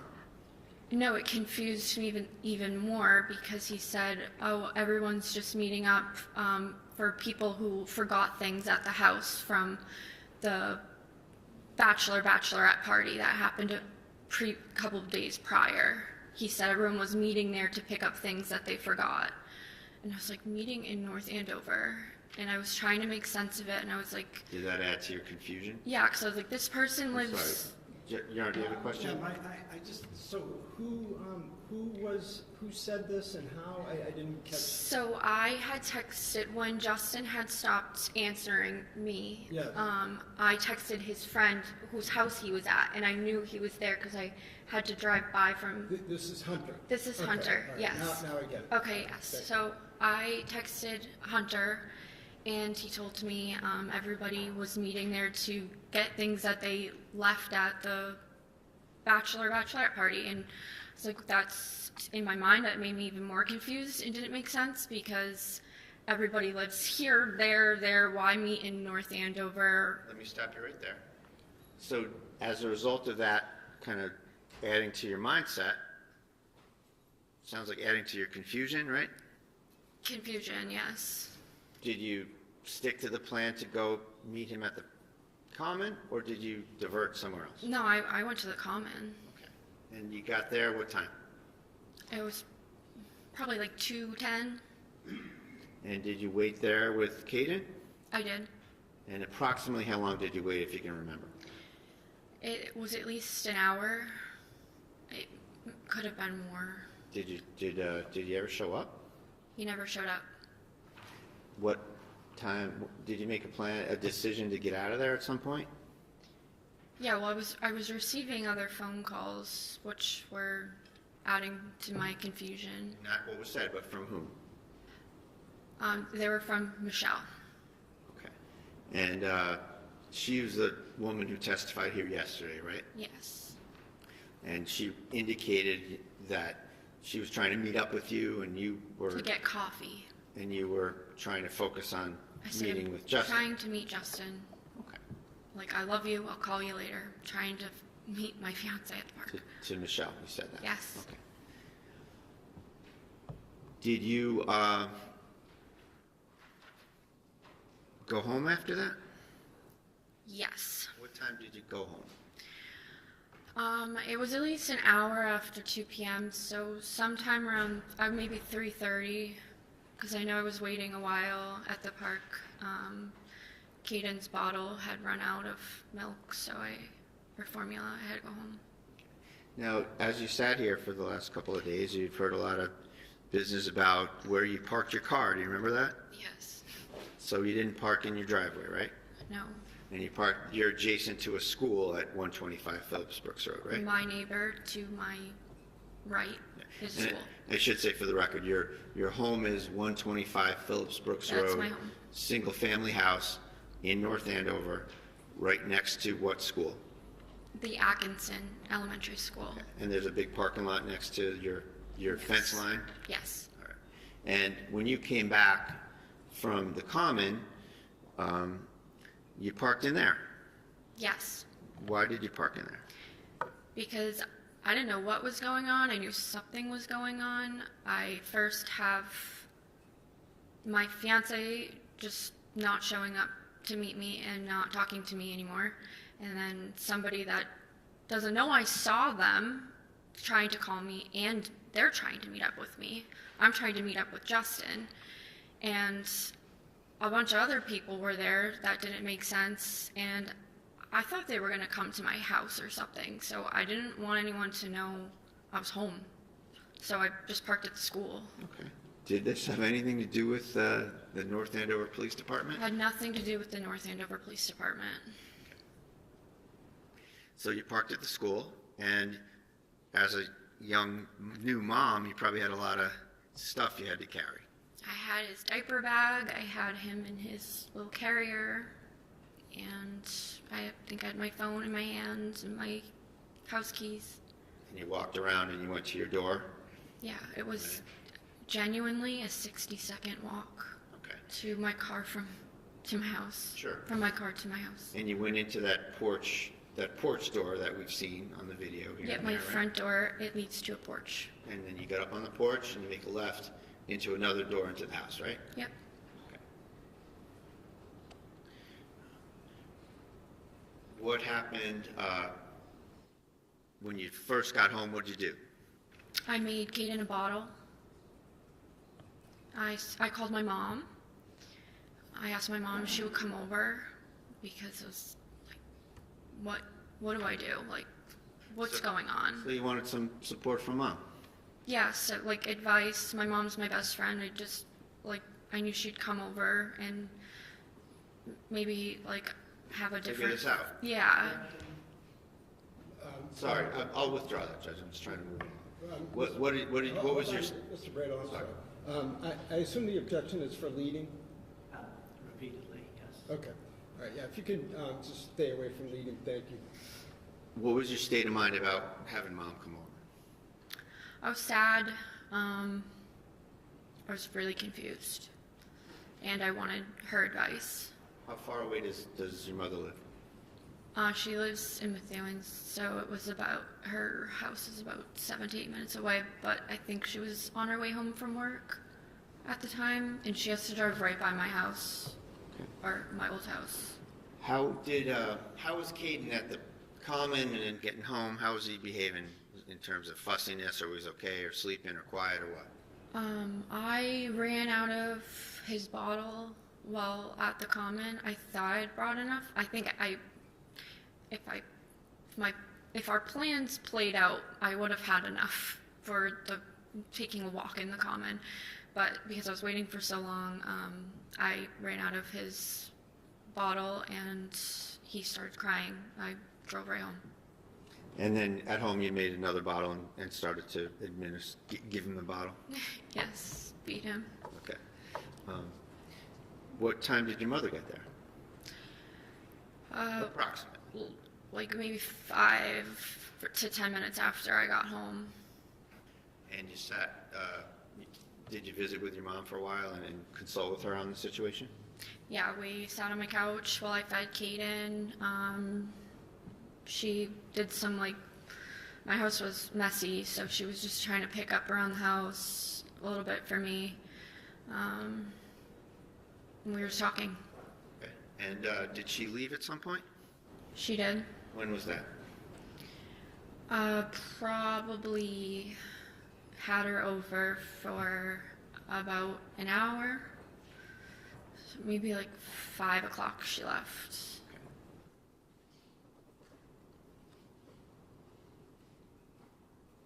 Was her car in the driveway? Hers was, yes. And obviously she got in the car and left in her car. Yeah, I told her that I was gonna be packing and probably going camping with my son, which is normal for me. My family owns land. We call it our happy place. I've been going there since I was a baby, so I was gonna go there to clear my mind since Justin wasn't going to meet up with me. I just figured I don't have work till the 4th, so that's what I'm gonna do. And The idea of sitting around. just, Sustained. I just didn't. No, I'm Oh, sorry. sorry. Objection was sustained. Oh. So, next question.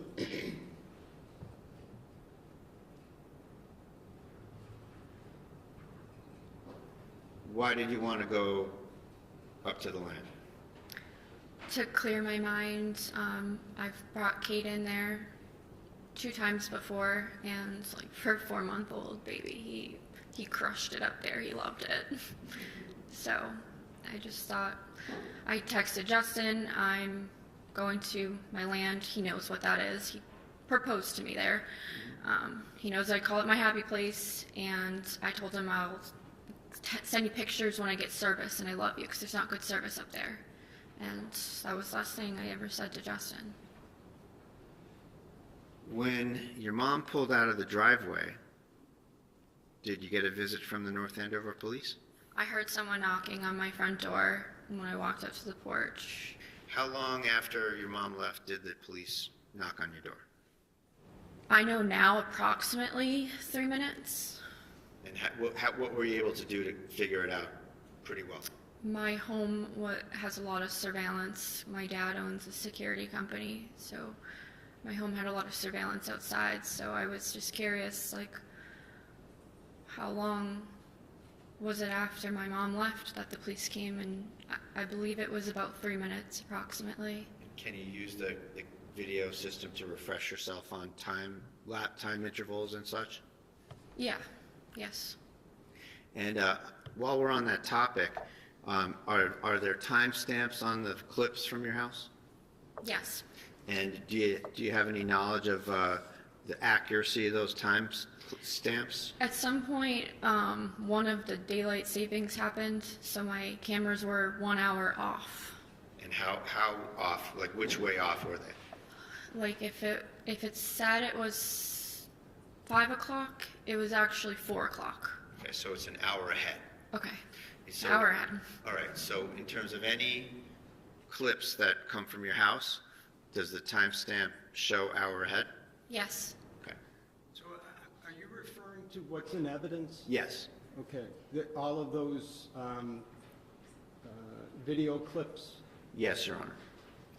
So just want to make sure, did we say that right, that the clips are an hour ahead, or is the actual clip an hour behind?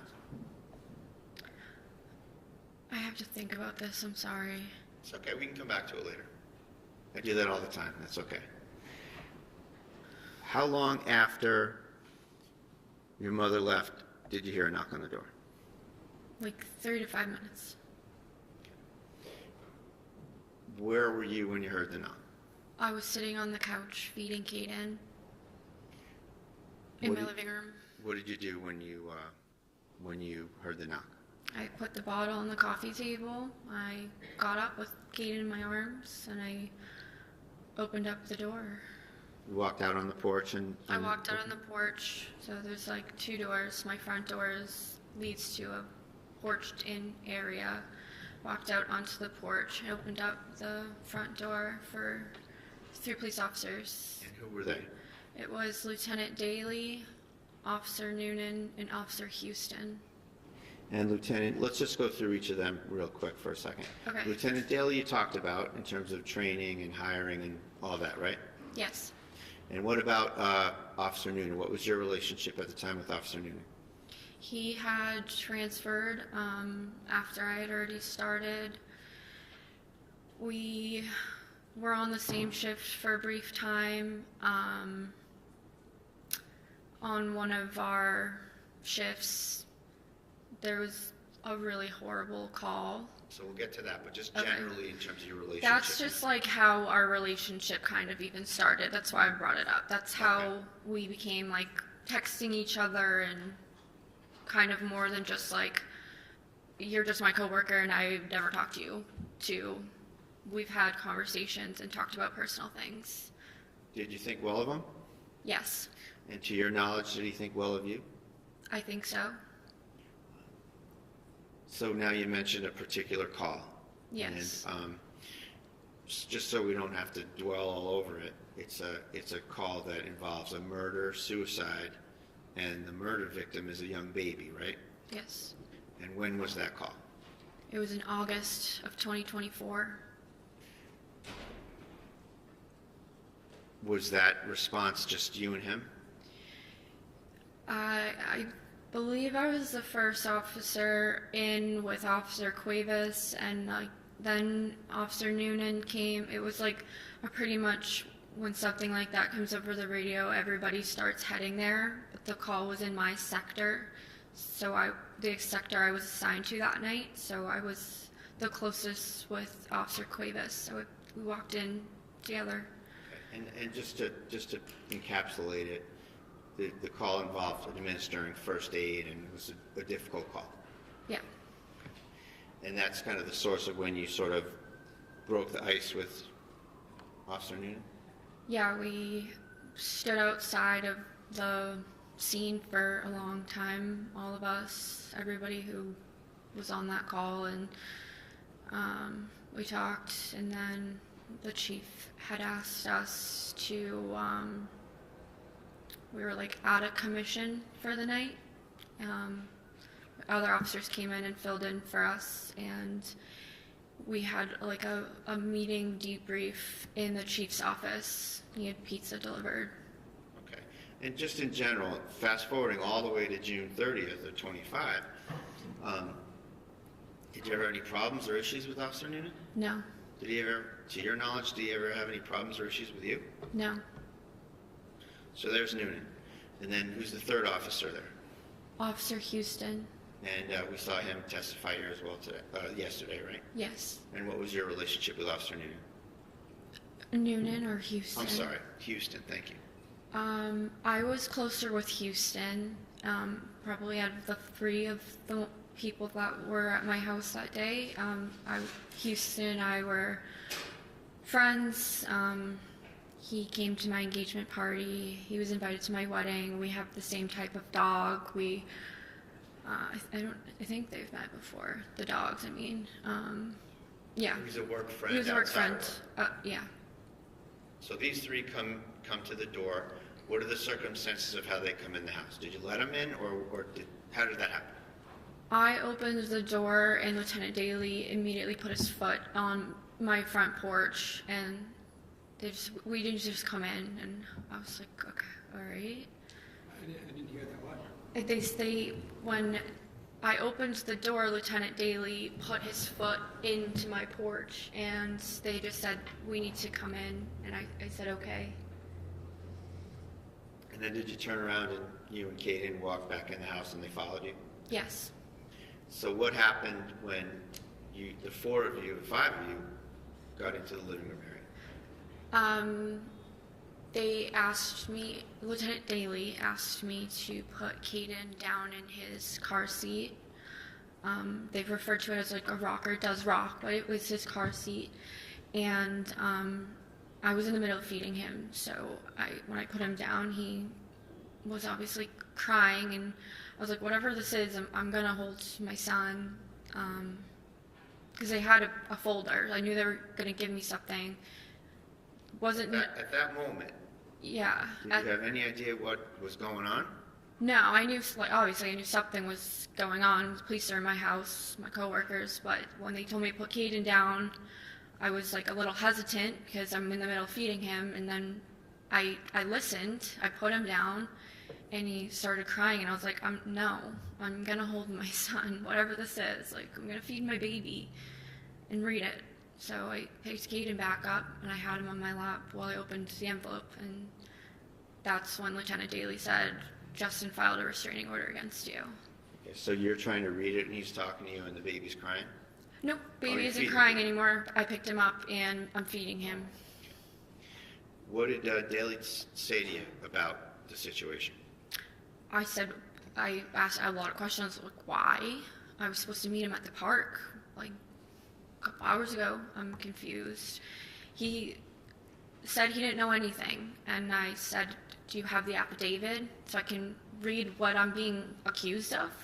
And they didn't, and they said they didn't know the details. And he said that Caden was on it as well, and...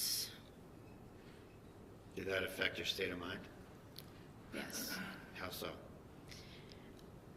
I knew in that moment I was going to have to hand my 4-month-old to a police officer to be brought out of my house. How did that make you feel? I don't know if there's a word. Sad. Were you able to have a minute or two to kind of comprehend it, or did something else immediately happen? I comprehended it. I was asked to pack a bag for Caden for about 2 weeks. Who asked you that? Lieutenant Daly said the court date was in 14 days, so he said pack enough for 2 weeks. And He said that to you? yes. Okay. So you didn't take it upon yourself to want to do that? No, they told me that I needed to pack a bag for Caden because he was going to go be with Justin for at least the 2 weeks till the next court date. Who was there when that came up? That was when the three of them we were all in my living room. Did Houston or Noonan say anything at this point? No. I knew if I put Caden back in his car seat, he was going to cry. He loves being held. So the plan at that point was to go get some stuff? Yes. So you had to put Caden somewhere? Yes. And what did you do? I handed Caden to Officer Noonan. Why'd you give him to Officer Noonan? I could say I trusted all of them, but I knew Officer Noonan I know Officer Houston has no kids, and I knew Daly seemed like preoccupied, and I knew Noonan had kids, so I guess that's probably what went through my mind, but it really wasn't that much of a thought. I just knew I had to have someone hold him because I didn't want him screaming in his car seat on the ground. Was he someone that you trusted to do that? Yes. What happened when you handed your baby to Officer Noonan? He took Caden from my arms. And what about the bottle? What happened with the bottle? He took the bottle as well. And what did he do with respect to the bottle and Caden?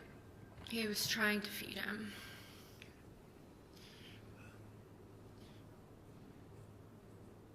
Did Officer Noonan exhibit any resistance or discomfort or anything with respect to holding the baby? No, I think he said like, oh, I haven't done this in a while, like something like that.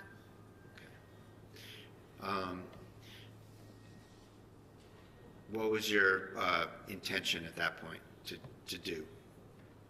I had to pack his bags. And are you, as you're starting to go figure that out in terms of luggage, what do you need, where's he going, etc., are you having kind of an unfolding thought process, if you will?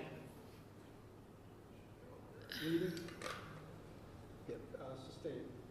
I'm just asking her what she's thinking, Your Honor. What are you thinking? So it took.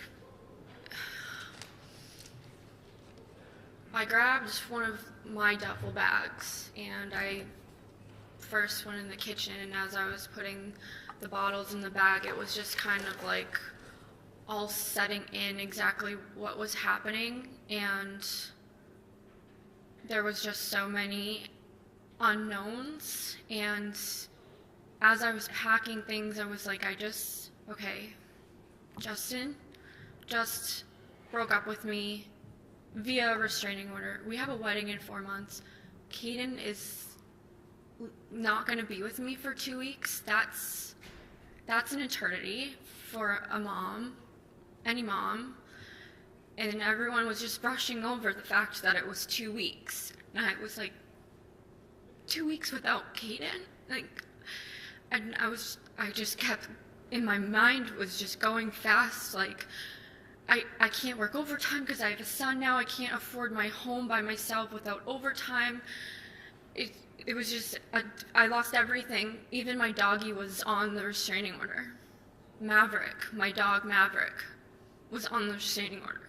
So, my son... Was he your dog or Justin's dog? He was my dog. So I saw my baby go, my fiancé, my dog, my house. And I knew that was going to be my job too. Because whatever I was accused of wasn't good if at restraining order. And you didn't have the affidavit? No.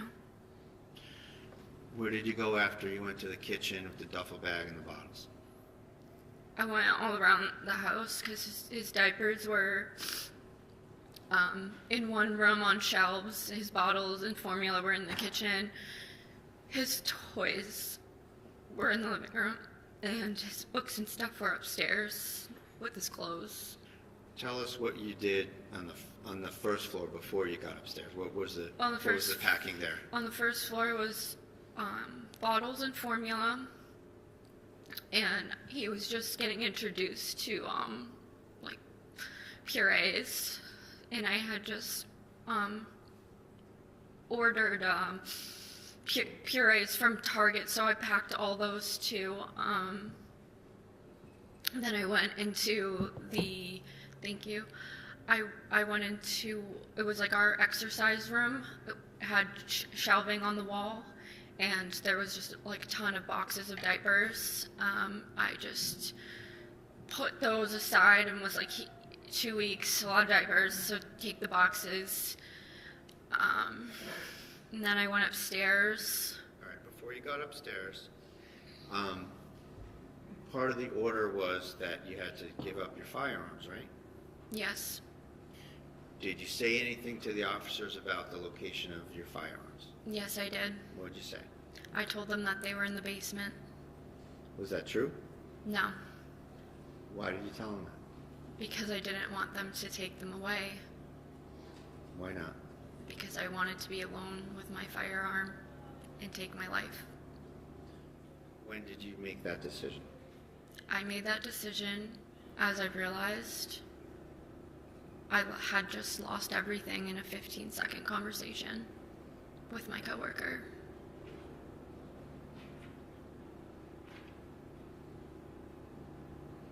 Where were your firearms? They were upstairs in a green safe.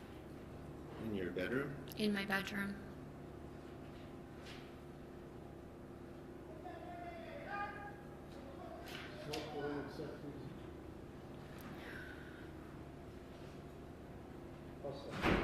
Thank you. So you went upstairs, you mentioned? Yes.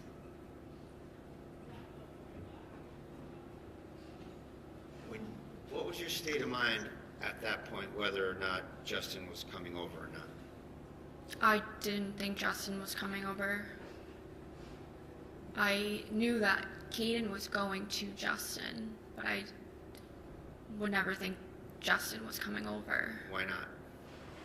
That's just not like normal practice to put a plaintiff and defendant in the same room intentionally. Usually you're doing the opposite as police officers, so I didn't think Justin was in the house.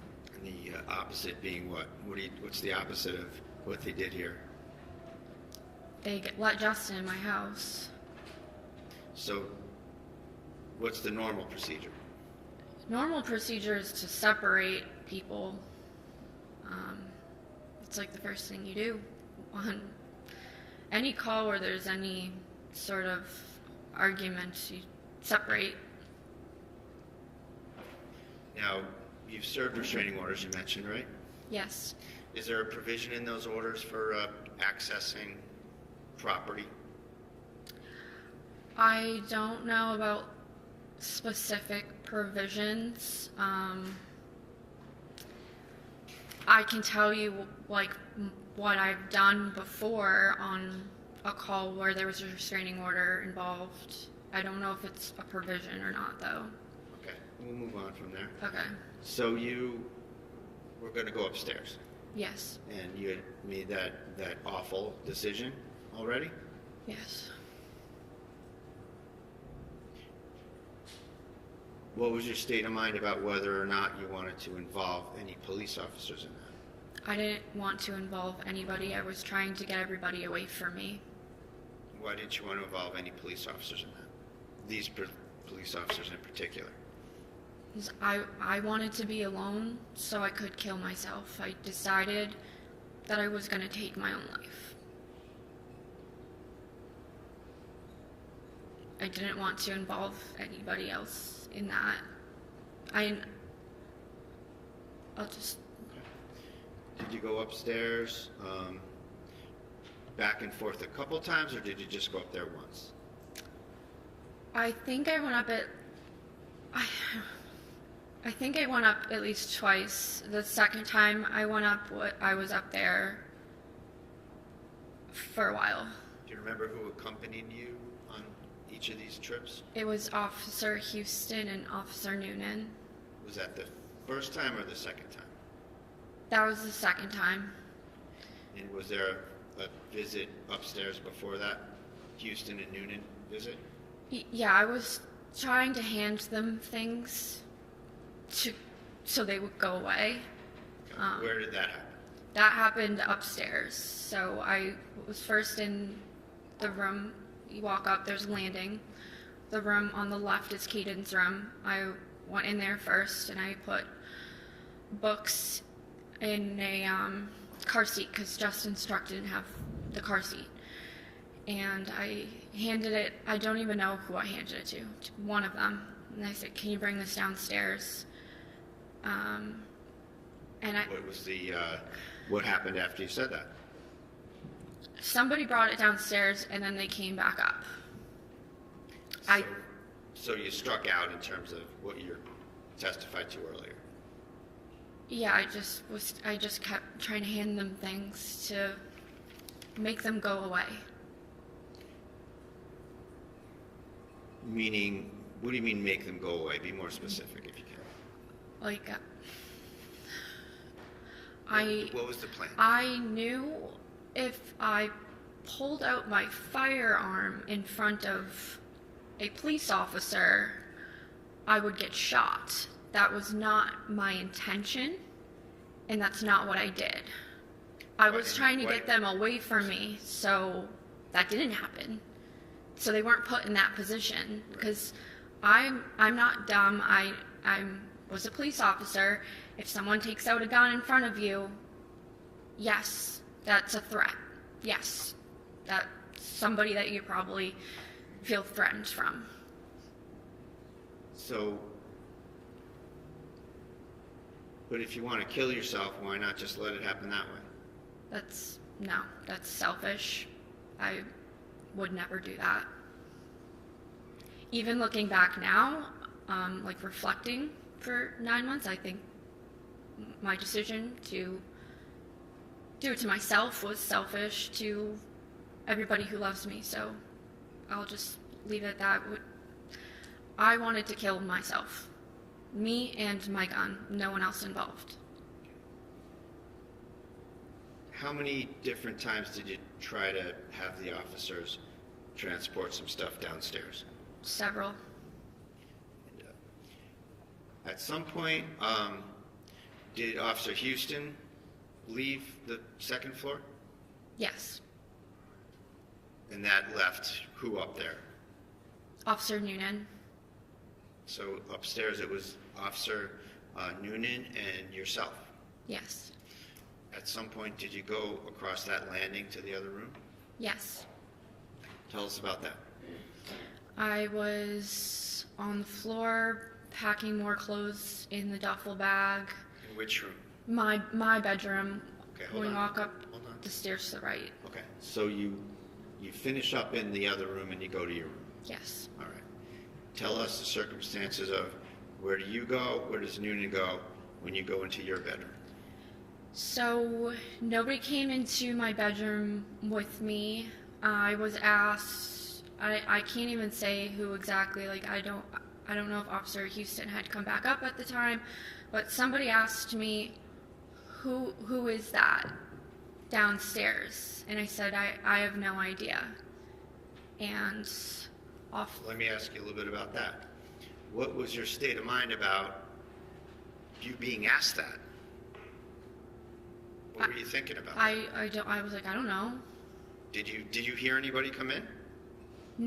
No, but they did. Because they were on the landing, they would be able to. I was like more into my bedroom than them, so I was like, I have no idea who's here.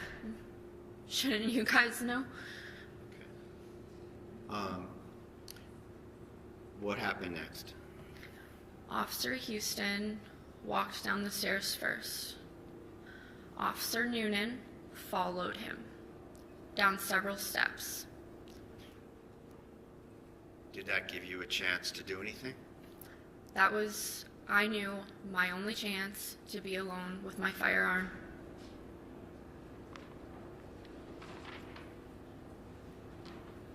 I'll show you Exhibit 51.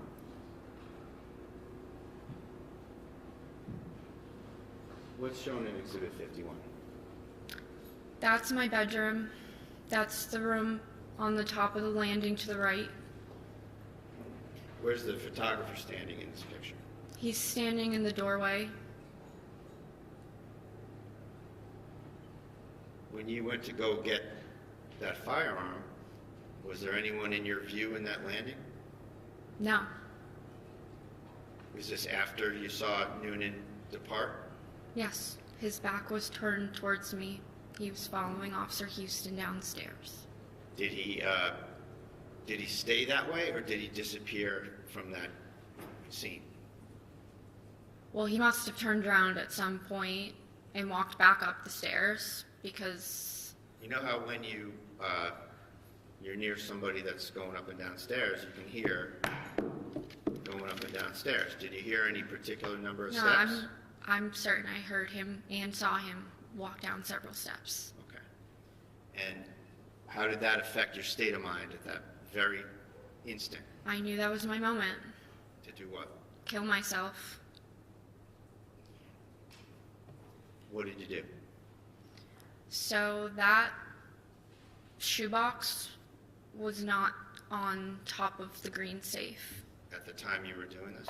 At the time, yeah. There was nothing on top of the safe. All right.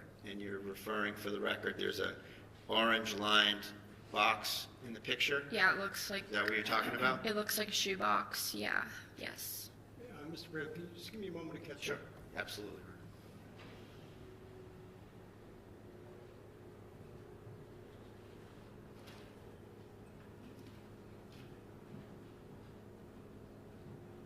sorry, did you say that that box was not on the, what did you say about that box? That box was not there.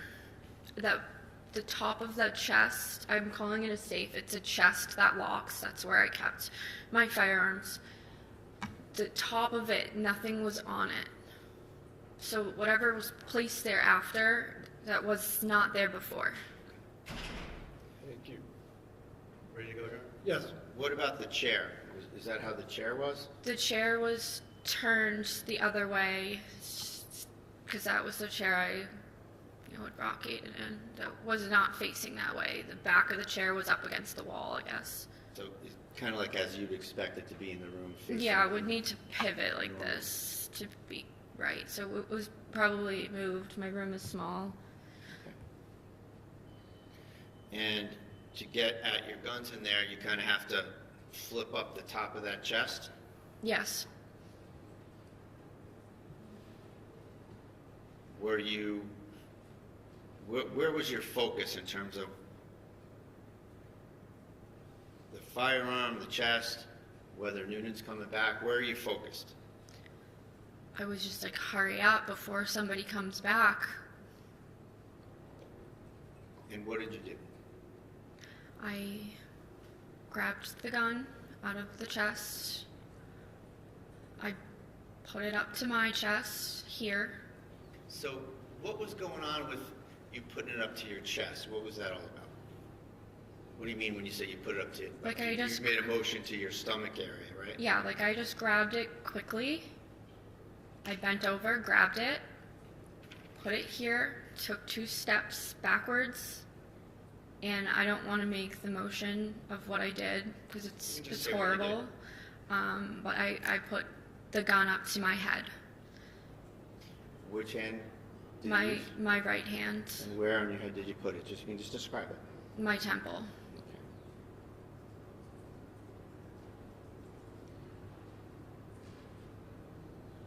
Was Noonan in the door frame by now?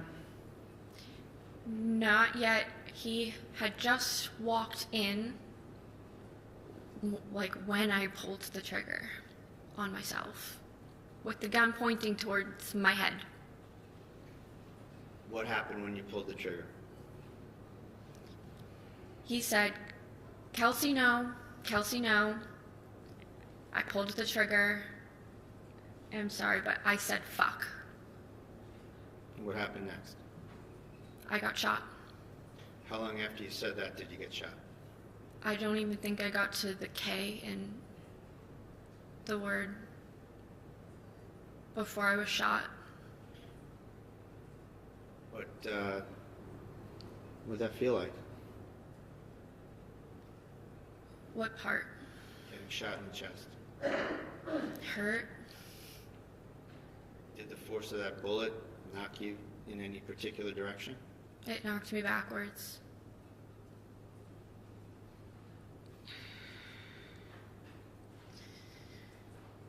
Do you recall what happened with your firearm? I got moved. It was Well, on. before we, I'm sorry, Okay. bad question. I'll ask you a better question. Okay. Right at that point, as you're shot and you're flying back or falling back, or whatever you want to call it, can you remember what happened with your firearm? It fell out of my hands. It was to my head, and it fell out of my hand. And I fell on the ground, and the firearm fell on the ground. A couple of questions before we move on. At any point when you were doing that, when you had the firearm up to your head, was Noonan present during the time you raised the firearm to your head? Like when I motioned up to my head with it? Correct. No, he was not in the room. Nobody was in the room. When Noonan came into your view, where was the gun pointed? The gun was pointed at my temple.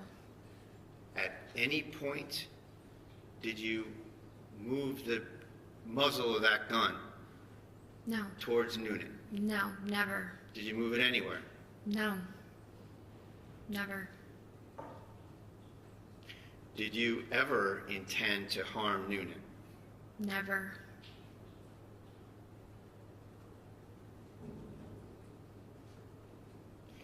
What did you know about Noonan's kind of personal circumstances in your time getting to know him? He was like, I mean, so he was a cop for a long time, and I was considered like a rookie. And like after, I had like a few really bad calls in a row, and everybody kind of knew it. And the senior guys would like check in on me and give me advice, and he was one of those people. And he told me his own personal experience with like calls and how to handle them when they're bad.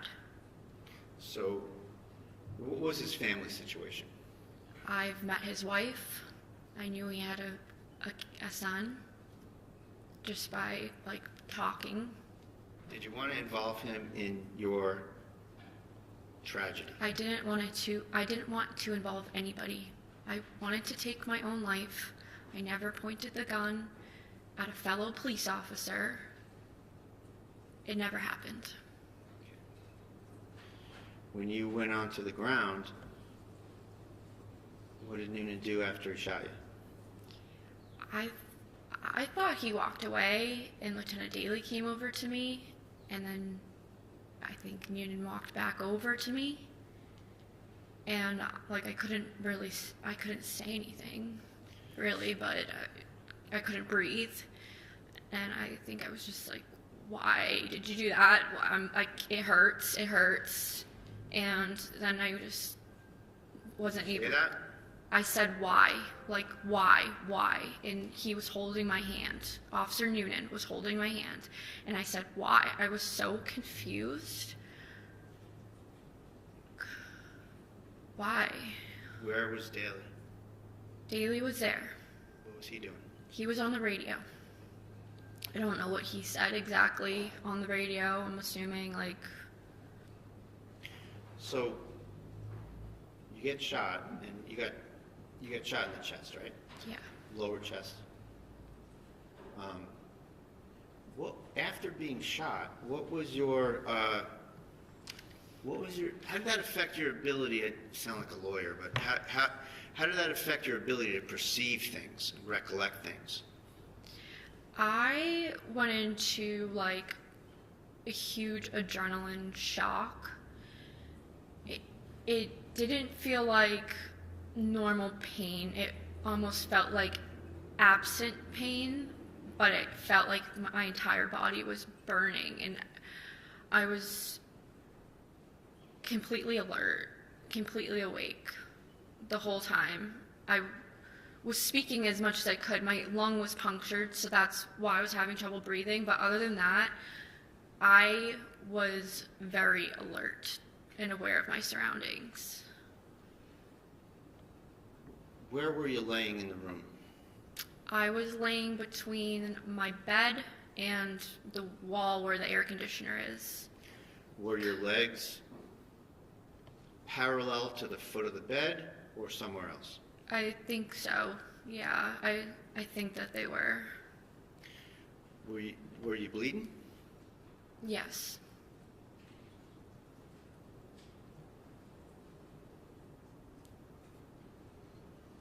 Is that the way you wanted this to happen? No.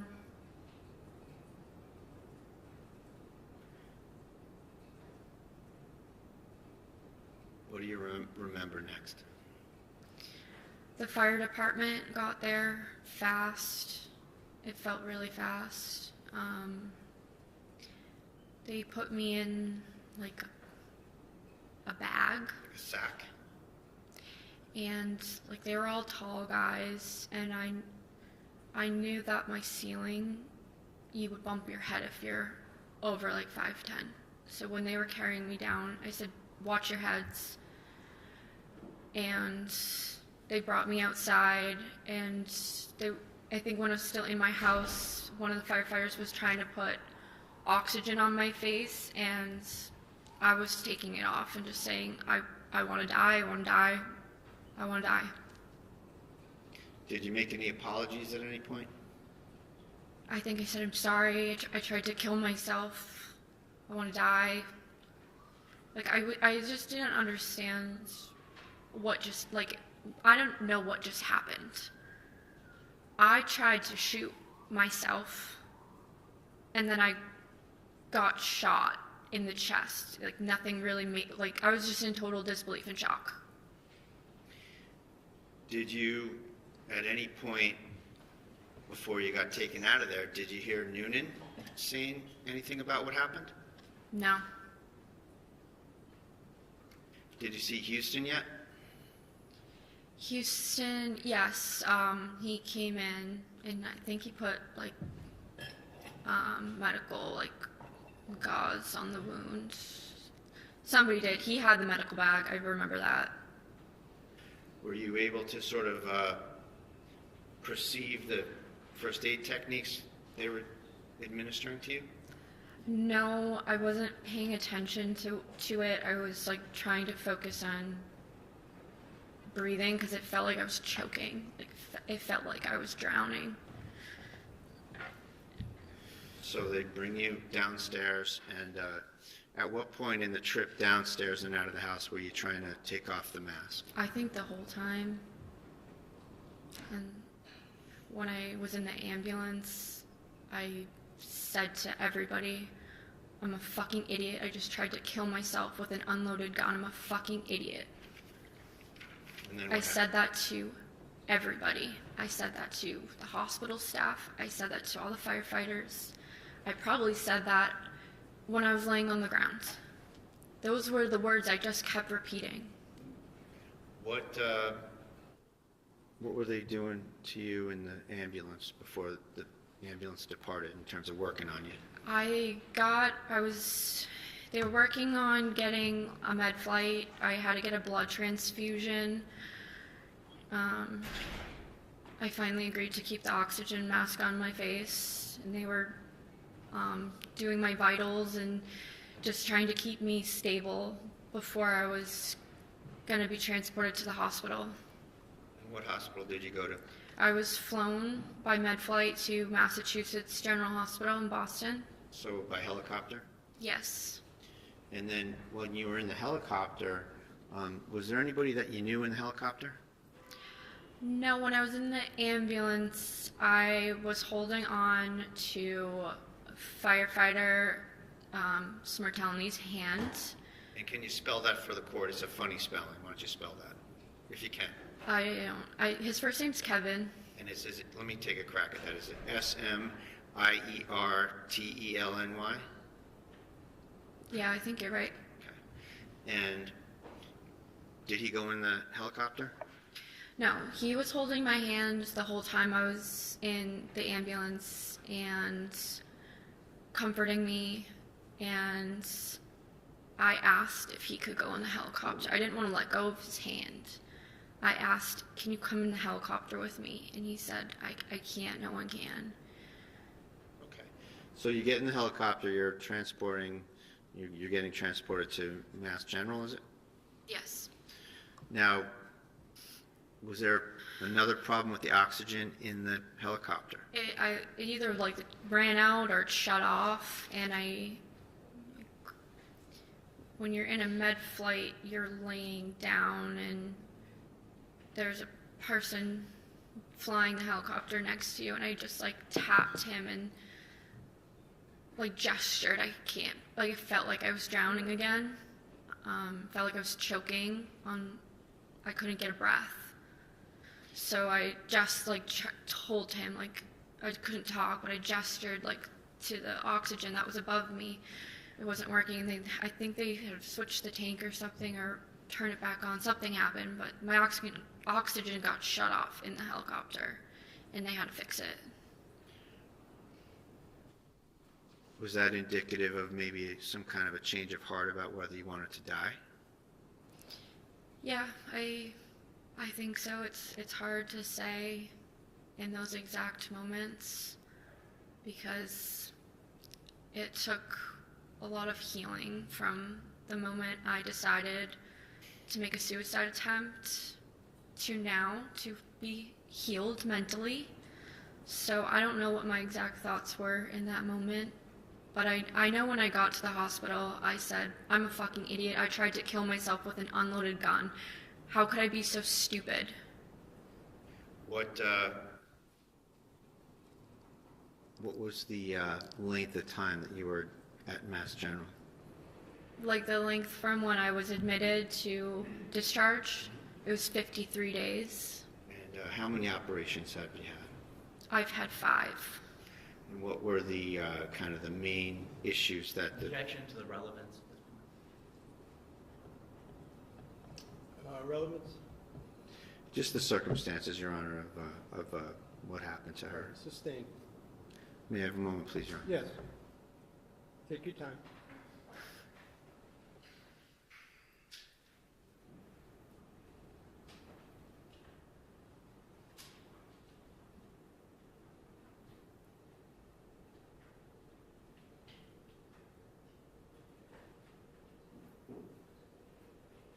Nothing further. All right, so Cross, I need to, let's take a 10-minute break, please. All right. Stand in a 10-minute recess. Please exit quietly if you're going to exit. Thank you.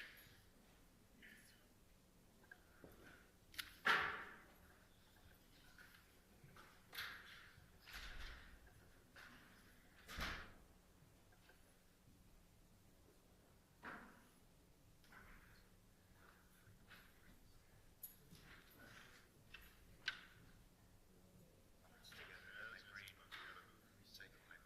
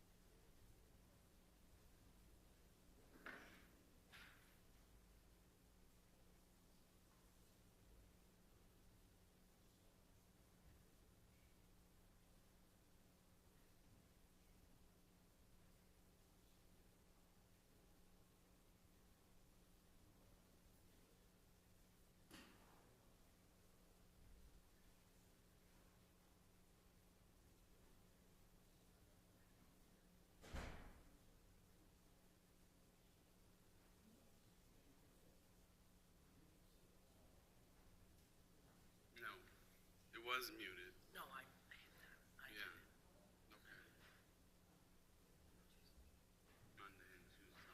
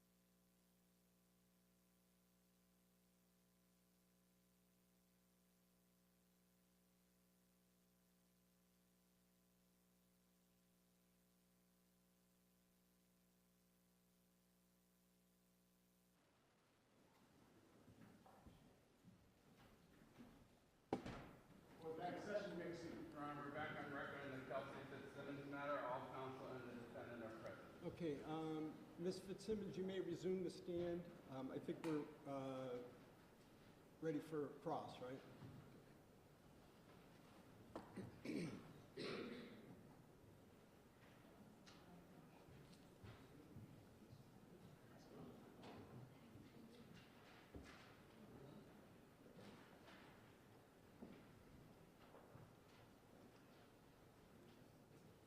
Yes. You know as your time as a police officer that domestic calls are the most dangerous. True? Yeah, that could be true. It could be true. Well, they're the most dangerous, right? That's where. Yeah, I go into every call thinking it could be dangerous, but I guess domestics are. If that's a fact, then yeah, sure. Okay. Can you just keep your voice up? Yes, sorry. That's okay. Sure. Well, okay, we'll step back and we'll go with your point. Every call is dangerous, right? It could be. Sure. Well, you have to treat it that way. Yes. Right? Because you don't know what you're walking into. Yeah. Domestic calls, like we just talked about, can be especially dangerous because you're dealing with people who are sometimes highly emotional. Right. Okay? That's why you always separate when you get to a scene. And we'll get to that, okay? And I agree with you that you need to keep people apart. Right. You also need to... Excuse me one moment. Yeah, you're going to need to ask closer, cross closer to the mic. Okay. Thank you.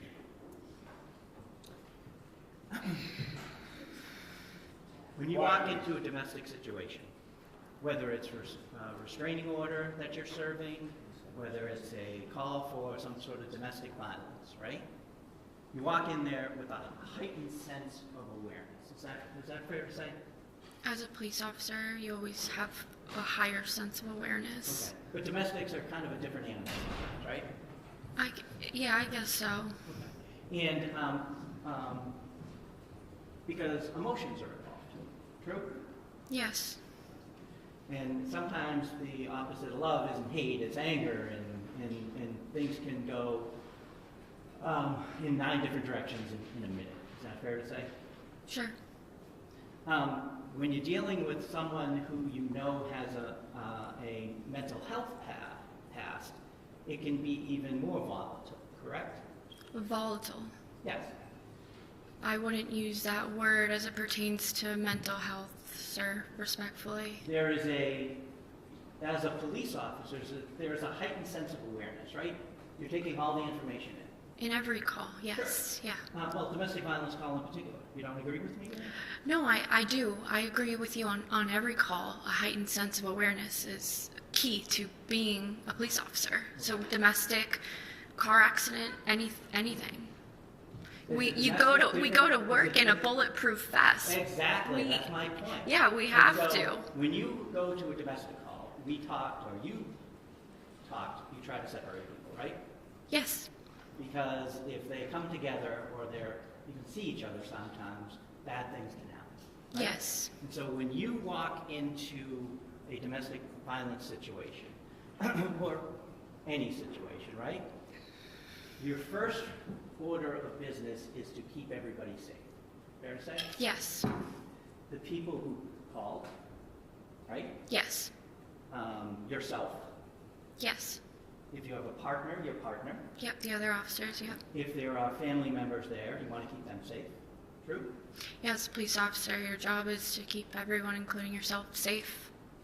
If there are children, you want to keep them safe. Everybody. Okay. So, and if you think there are guns in the house, that is a particularly serious concern for you also, right?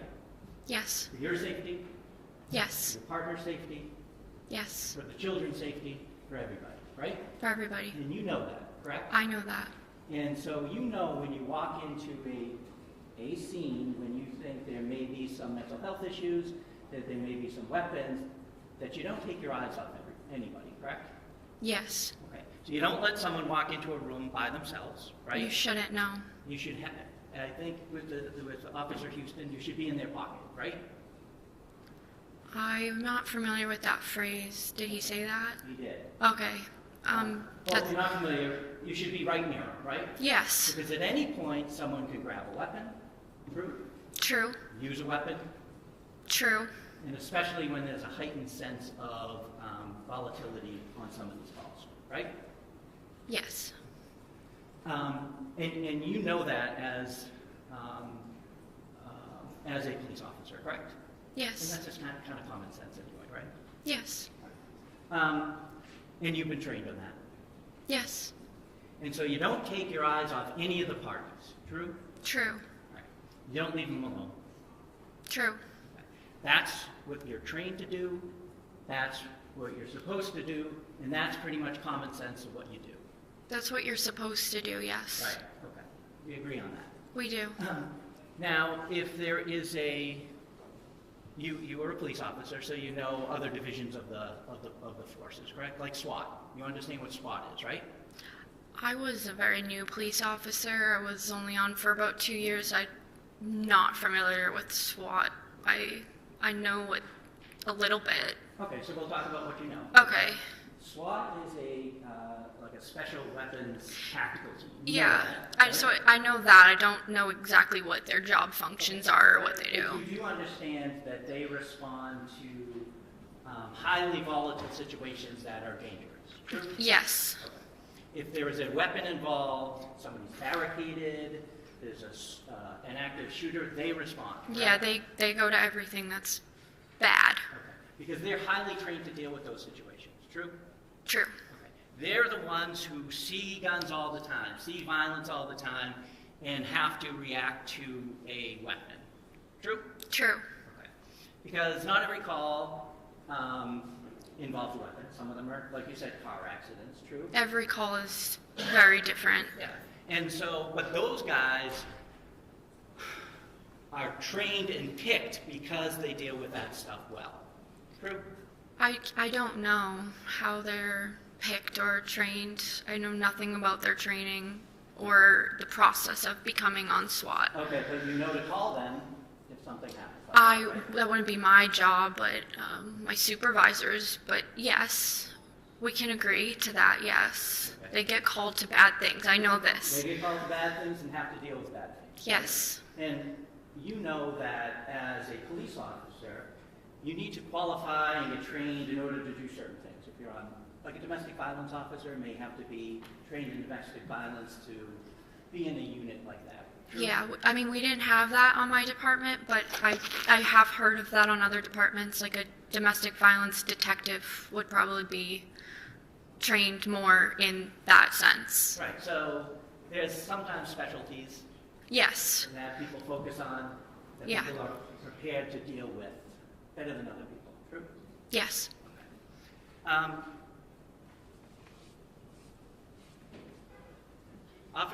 Officer Noonan was on the SWAT team. You know him, right?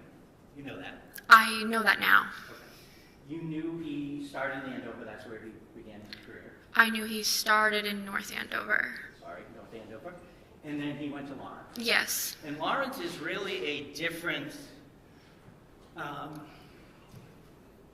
atmosphere than North Andover. You agree with me there? Yes.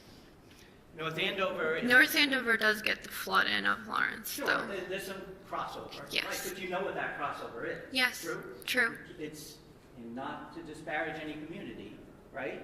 But Lawrence has more guns than North Andover. I think so. I don't know off personal knowledge, but I would assume. Okay.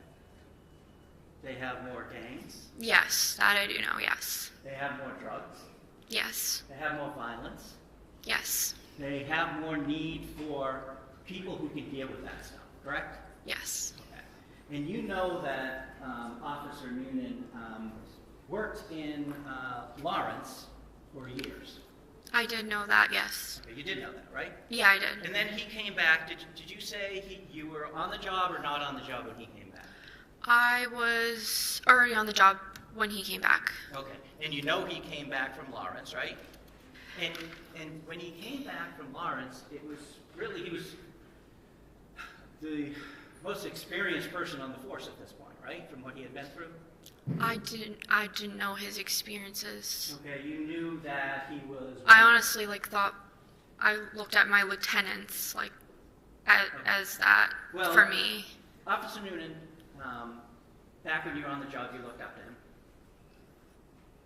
Yeah, I looked up to all the senior officers that were willing to train me or give me any type of advice. Well, we're talking about Officer Noonan. He did that. Okay. So yes. Yeah, you looked up to him. You knew he was experienced. Correct. Yes. You knew he was a by-the-book kind of guy, that he was going to teach you well. Yes. You went to him for that. I went to him for advice. Right. And you went to him for advice because you thought he knew what he was doing, right? He'd been through the ringer, and that's why you went to him, right? No, he told me, he reached out to me and told me that, he's been on bad calls before, and this is how he handles it. Right. And you appreciated that. I did. Okay. And it seemed like that was true with the advice he was giving you. Yes, yes. A gentleman about it. Right? Yes. Okay.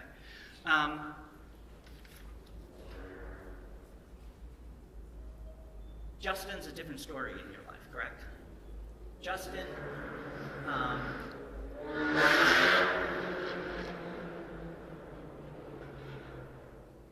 on June 30th, you had said that what was happening was a surprise. I don't know if you used those words, but the demeanor you gave off was this came out of the blue, right? I was very confused. You were confused, but and we're not going to get into it, but stuff that happened that weekend before, that Saturday night, that would have given you some inkling that something was wrong, right? I was aware me and Justin were in an argument. I was aware the second I woke up in the morning. That's why we were planning to meet. So it wasn't a surprise that there was some strife between you and him at that point. No, I knew that. I'm saying I was more surprised about being ditched at the Common and the police involvement. Those were Well, the police had come to your house on that Sunday to check in on you, correct? I got accused of. I'm not asking what you were accused of. They came to see if I was okay. They thought I was in a car accident. I was never in a car accident. Okay. But they came to you because they were concerned about you, right? They thought I was in a car accident. Okay. And on the Monday... Somebody told them that. On the Monday... Well, okay, we'll get back to that. Okay. Okay. On the Monday, you were surprised by this order, correct? Yes, I was surprised by the order. And you say that you have no idea why this has happened. Right. You eventually think that you're, well, you know Katie's going to be taken away from you for a short period of time, right? You say short, and that's fine. But he was 4 months old, and it was 14 days. That's an eternity for me. I grant you that. Okay. I grant you that. Thank you. That is a significant amount of time for any parent. True? Yeah, Okay? true. So I'm sure that was devastating to you, right? Yes, yes. And it was Justin who was doing that to you, right? It wasn't the police. No, right. It was Justin who went to court, who said, I should have custody of that child, correct? Correct. And so that's who is doing these things to you, right? Yes. So that's who your anger was focused on, right? I mean, I don't even know if I got to the point of grieving, of anger yet. I don't think I was there yet. But if any of my emotions were directed towards somebody, it would be Justin. Sure. Yes. Because you felt betrayed. I did. And you knew he was going to get Kate. I knew that I had to give Caden to the police, for the police to give Caden to Justin. You know the police don't take custody of children, right? I don't know that. Well, as your time as a police officer, you have actually taken custody of a child and left? I have. So you're telling this court, you're telling the judge, that if there is not a family member to take a child because something happens, that you actually take the child and leave? You don't call DCF?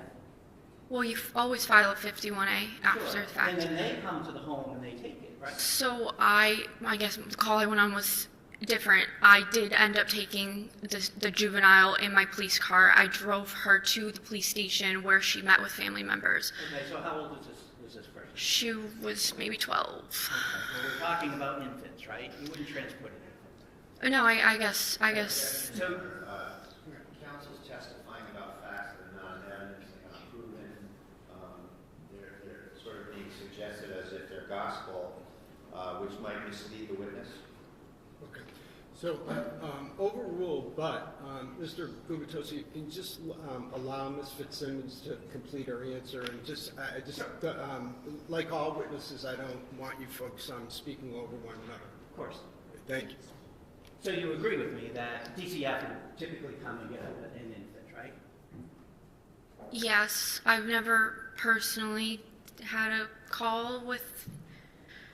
Well, okay, let's just talk about your career. You said you... I think so. I can't tell you for sure. Well, let's just talk about your career. When did you graduate the academy? May of 2024? Yes. Okay, and you went out on leave on when? I went light duty while I was pregnant. I was about 20 weeks pregnant when the duty belt didn't clip anymore. Okay, so, but you went out on February 16th. That was Katie's birthday, right? So that's your official leave? Yeah, that's my official leave. Okay, so 20 weeks, and he was, so you do the math for me. How many months were you actually on the road? Okay, let's see.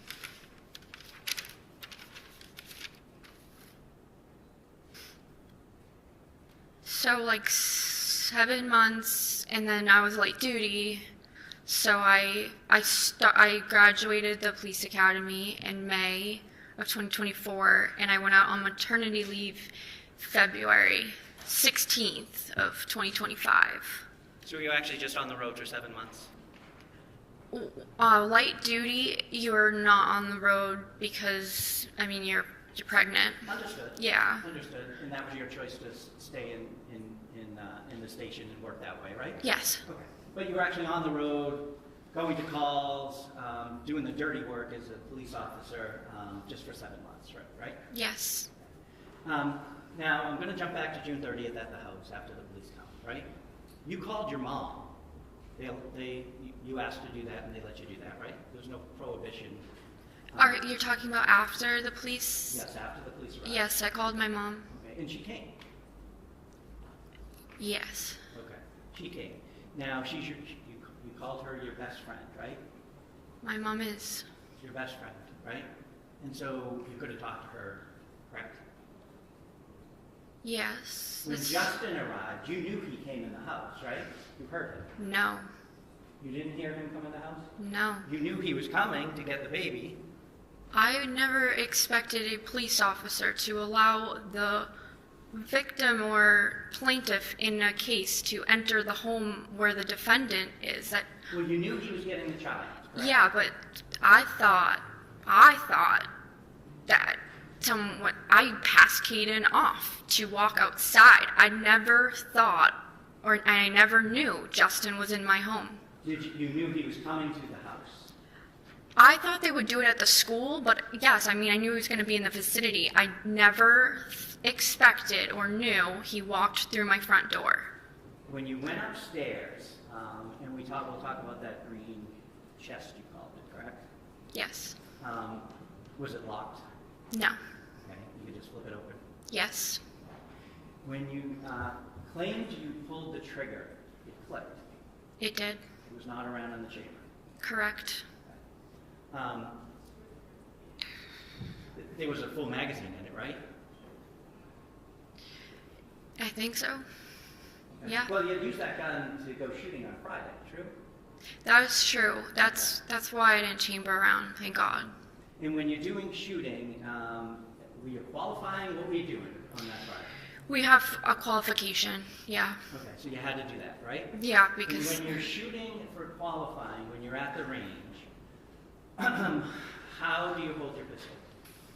2 hands, and then there's some where they say use your strong hand or your left hand, you're not strong. But your typical reflex is 2 hands, true? Yeah, that's... Two hands extended. That's most of the range day, yeah. Right, that's your training. That's the safest way to shoot a gun, true? So that's your default? That's what we do at the range for those 8 hours, other than the one part where you shoot with your strong and non-strong hands. So on Friday you spent hours shooting with 2 hands? Yes. Yeah, it was Friday, yes. Well, I'm asking you. I think so. Now, you stated that after the police came and you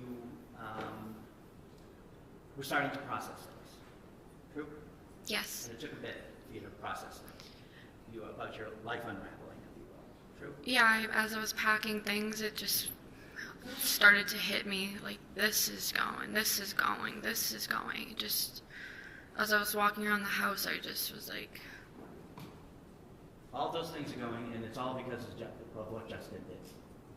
Yes. Thank you. I have nothing else, Judge. Redirect? No redirect, Your Honor. Thank you. Okay. All right, you may step down. Thank you. Thank you, Your Honor. And the defense, you can call your next witness.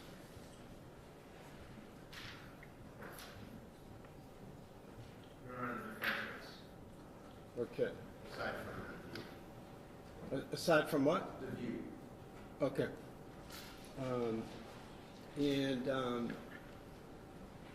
All right, so can I see counsel at sidebar along with Ms. Fitzsimmons?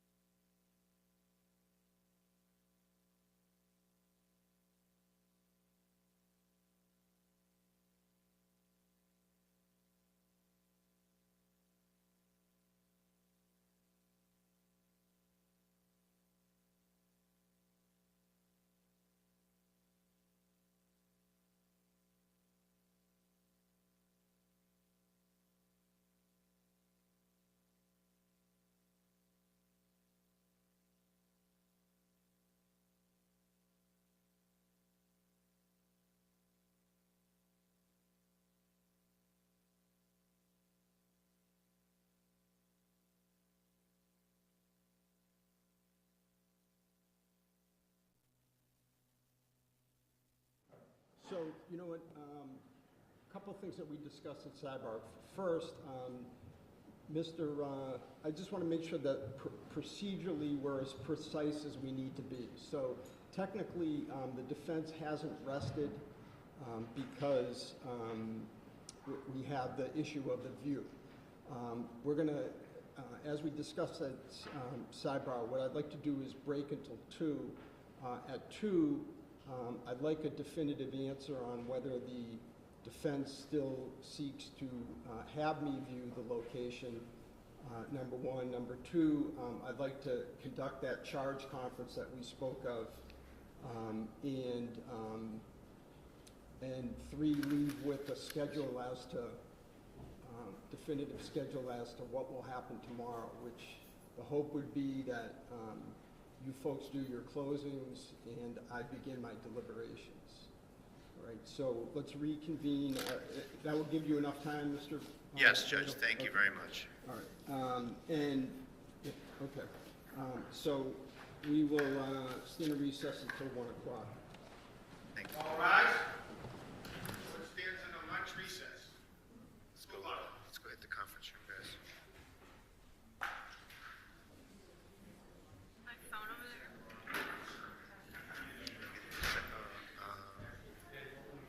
It's right here.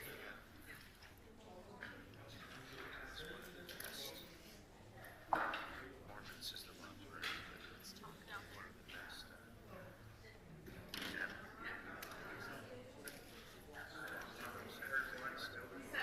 I know what he said.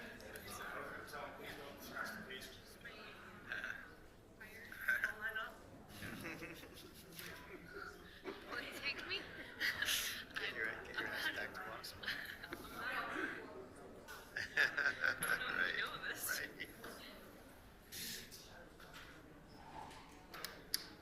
Another Courtney, though. 2 of those is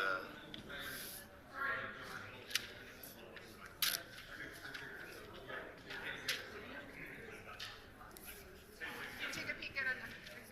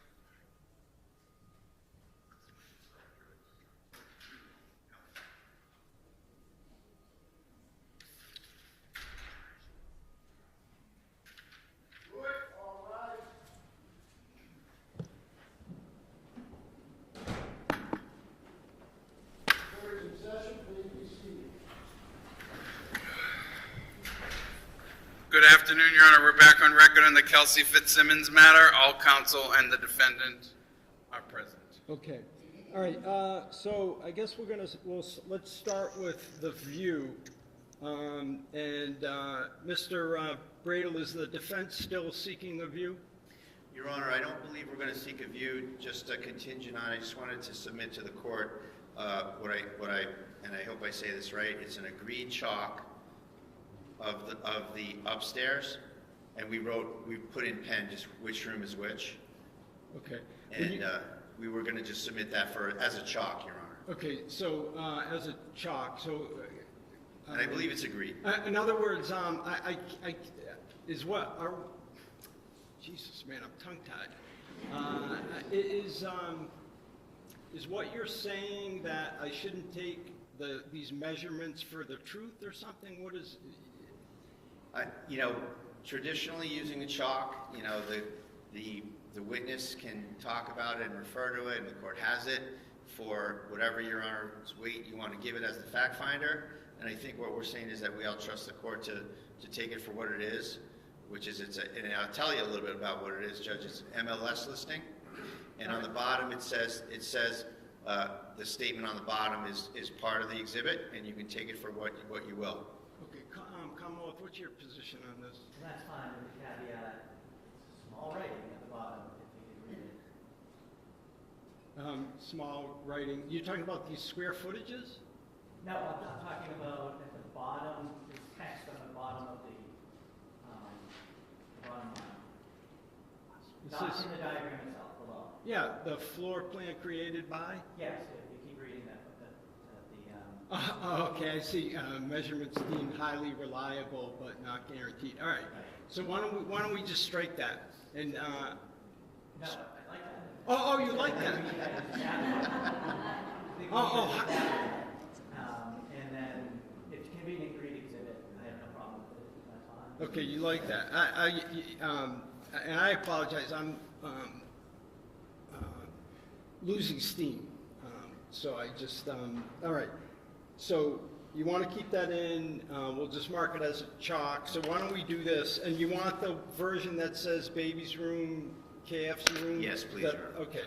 Why don't we mark it for ID at least, and then I'll use it.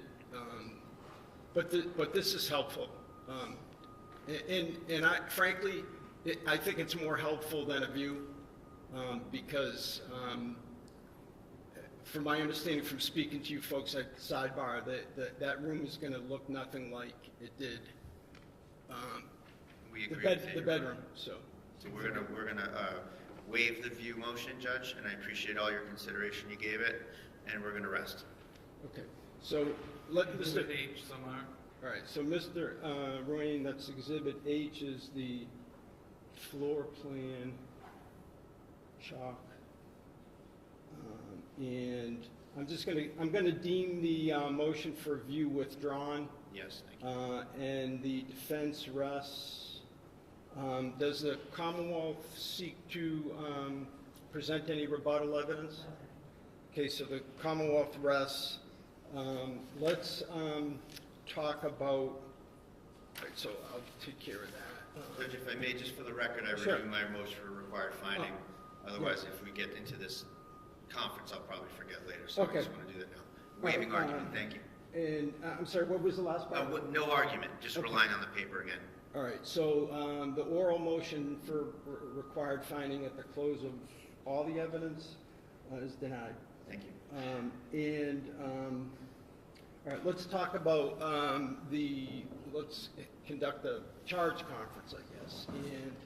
And I disseminated some proposed law related to the elements of assault by means of a dangerous weapon, and it's been marked as Exhibit C. Have you folks had an opportunity to take a look at that? All right, so let's start with the Commonwealth. Any additions, subtractions, objections, etc., modifications? No, not really.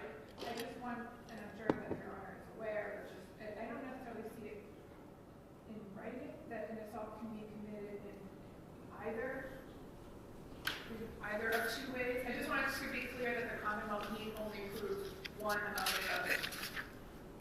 theories of assault. Yeah, so I'm sure you're understanding. I am, but your point is well taken. So what I tried to do is I tried to take my jury instruction and make it more applicable to here. But yes, I think we all agree that under the two different theories, the SJC actually said not to use the term theory. There are two different types of assaults. It can be either or. Surprisingly, I didn't realize that it wouldn't need to be unanimous by the jury. Okay, so other than that, that's duly noted. Defense, your view of the law of the case? We're fine with this, Your Honor, and I do acknowledge that it's two theories and it can be proven either way. Okay, all right. Thank you. All right, that's great. So let's talk about tomorrow. Let's talk about closing arguments. So we'll reconvene in the morning and 30 minutes each side for closings. You think that should suffice? That's plenty, thank you. Okay. Yes, fine, Your Honor. All right, and I'm not going to have like a buzzer or you're not going to, like a trap door, you're not going to fall through and end up in the basement somewhere, but I'll diplomatically and gently warn you when you're getting close, all right? All right, so while we're talking about closings, I want there to be some ground rules. And the main ground rule that I have for this trial is that there should be no gratuitous character assassination, okay? By anyone, either side. It's not helpful, this is a straightforward case. Did the Commonwealth prove beyond a reasonable doubt that the defendant committed an assault with a dangerous weapon? The stuff that happened before and after even, not to be cold, callous, and uncaring, are not before me. And it's just not helpful to have either side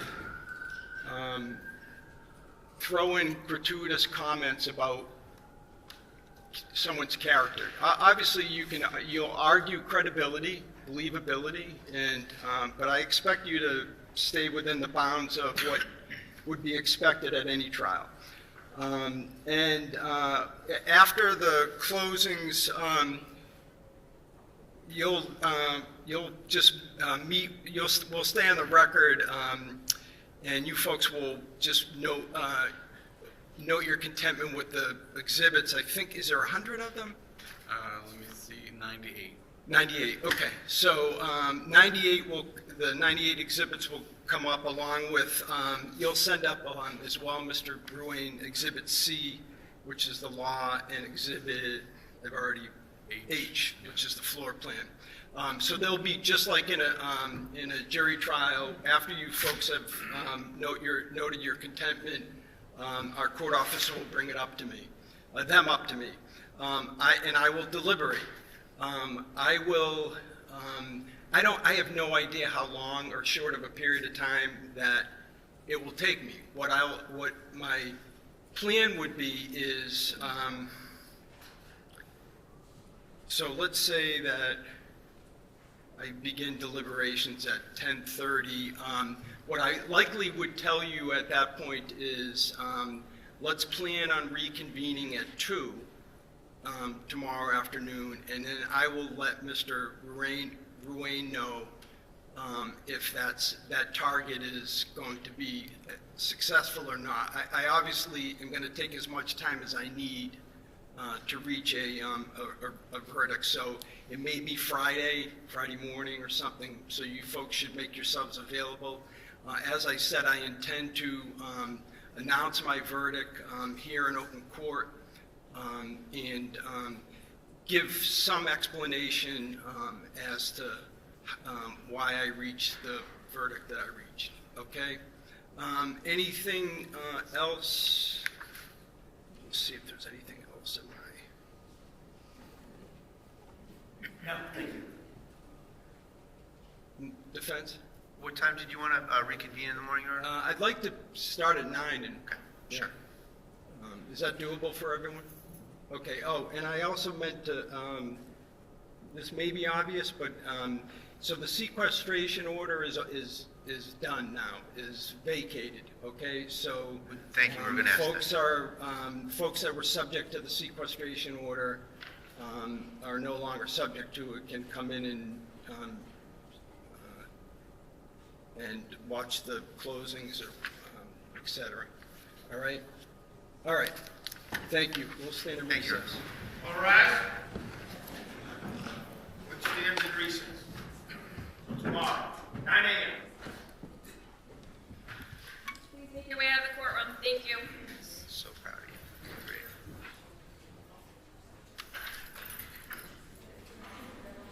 All right. Yep. I just would like to have maybe a 5 minutes. All right, so.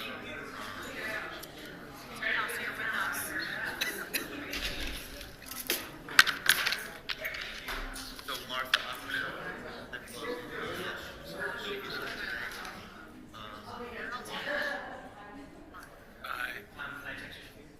Yeah, do you need it? Okay.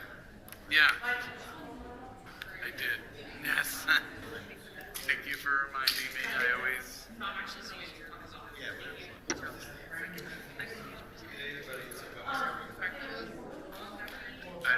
Right back. One second.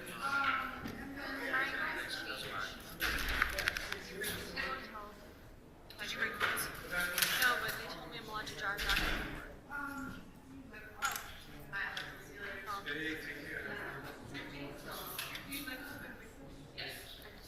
The car's not on until 3:30. 3:30. Keep up to 3. Or can you just tell them we're ready to go? I said 3, and I told them to 3:30. Tell them come now. Yeah, please not doing it. Sorry. I had to get that right. Yeah, no, I have them, yeah, it's like their 25 docket number, yeah. I should show you someday you should come up and just look in my office. I already texted you guys.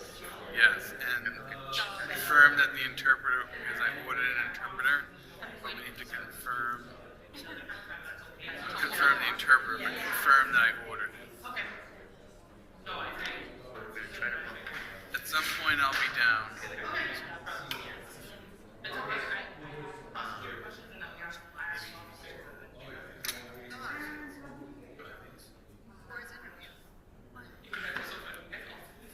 The court said when he heard the shots were fired, he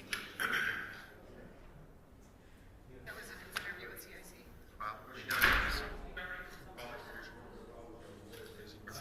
It doesn't So we need him out. Yeah, my son is fine.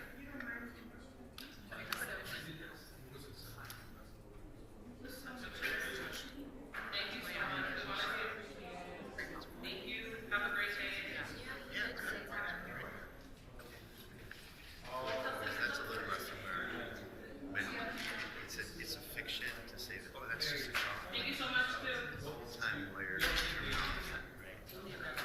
Yeah, where like there's things that are not exhibits that witness can use to this and that. And then like, so that's why it didn't become an exhibit, right? Because the janitor would erase it at the end of the day. And so it's something that they do use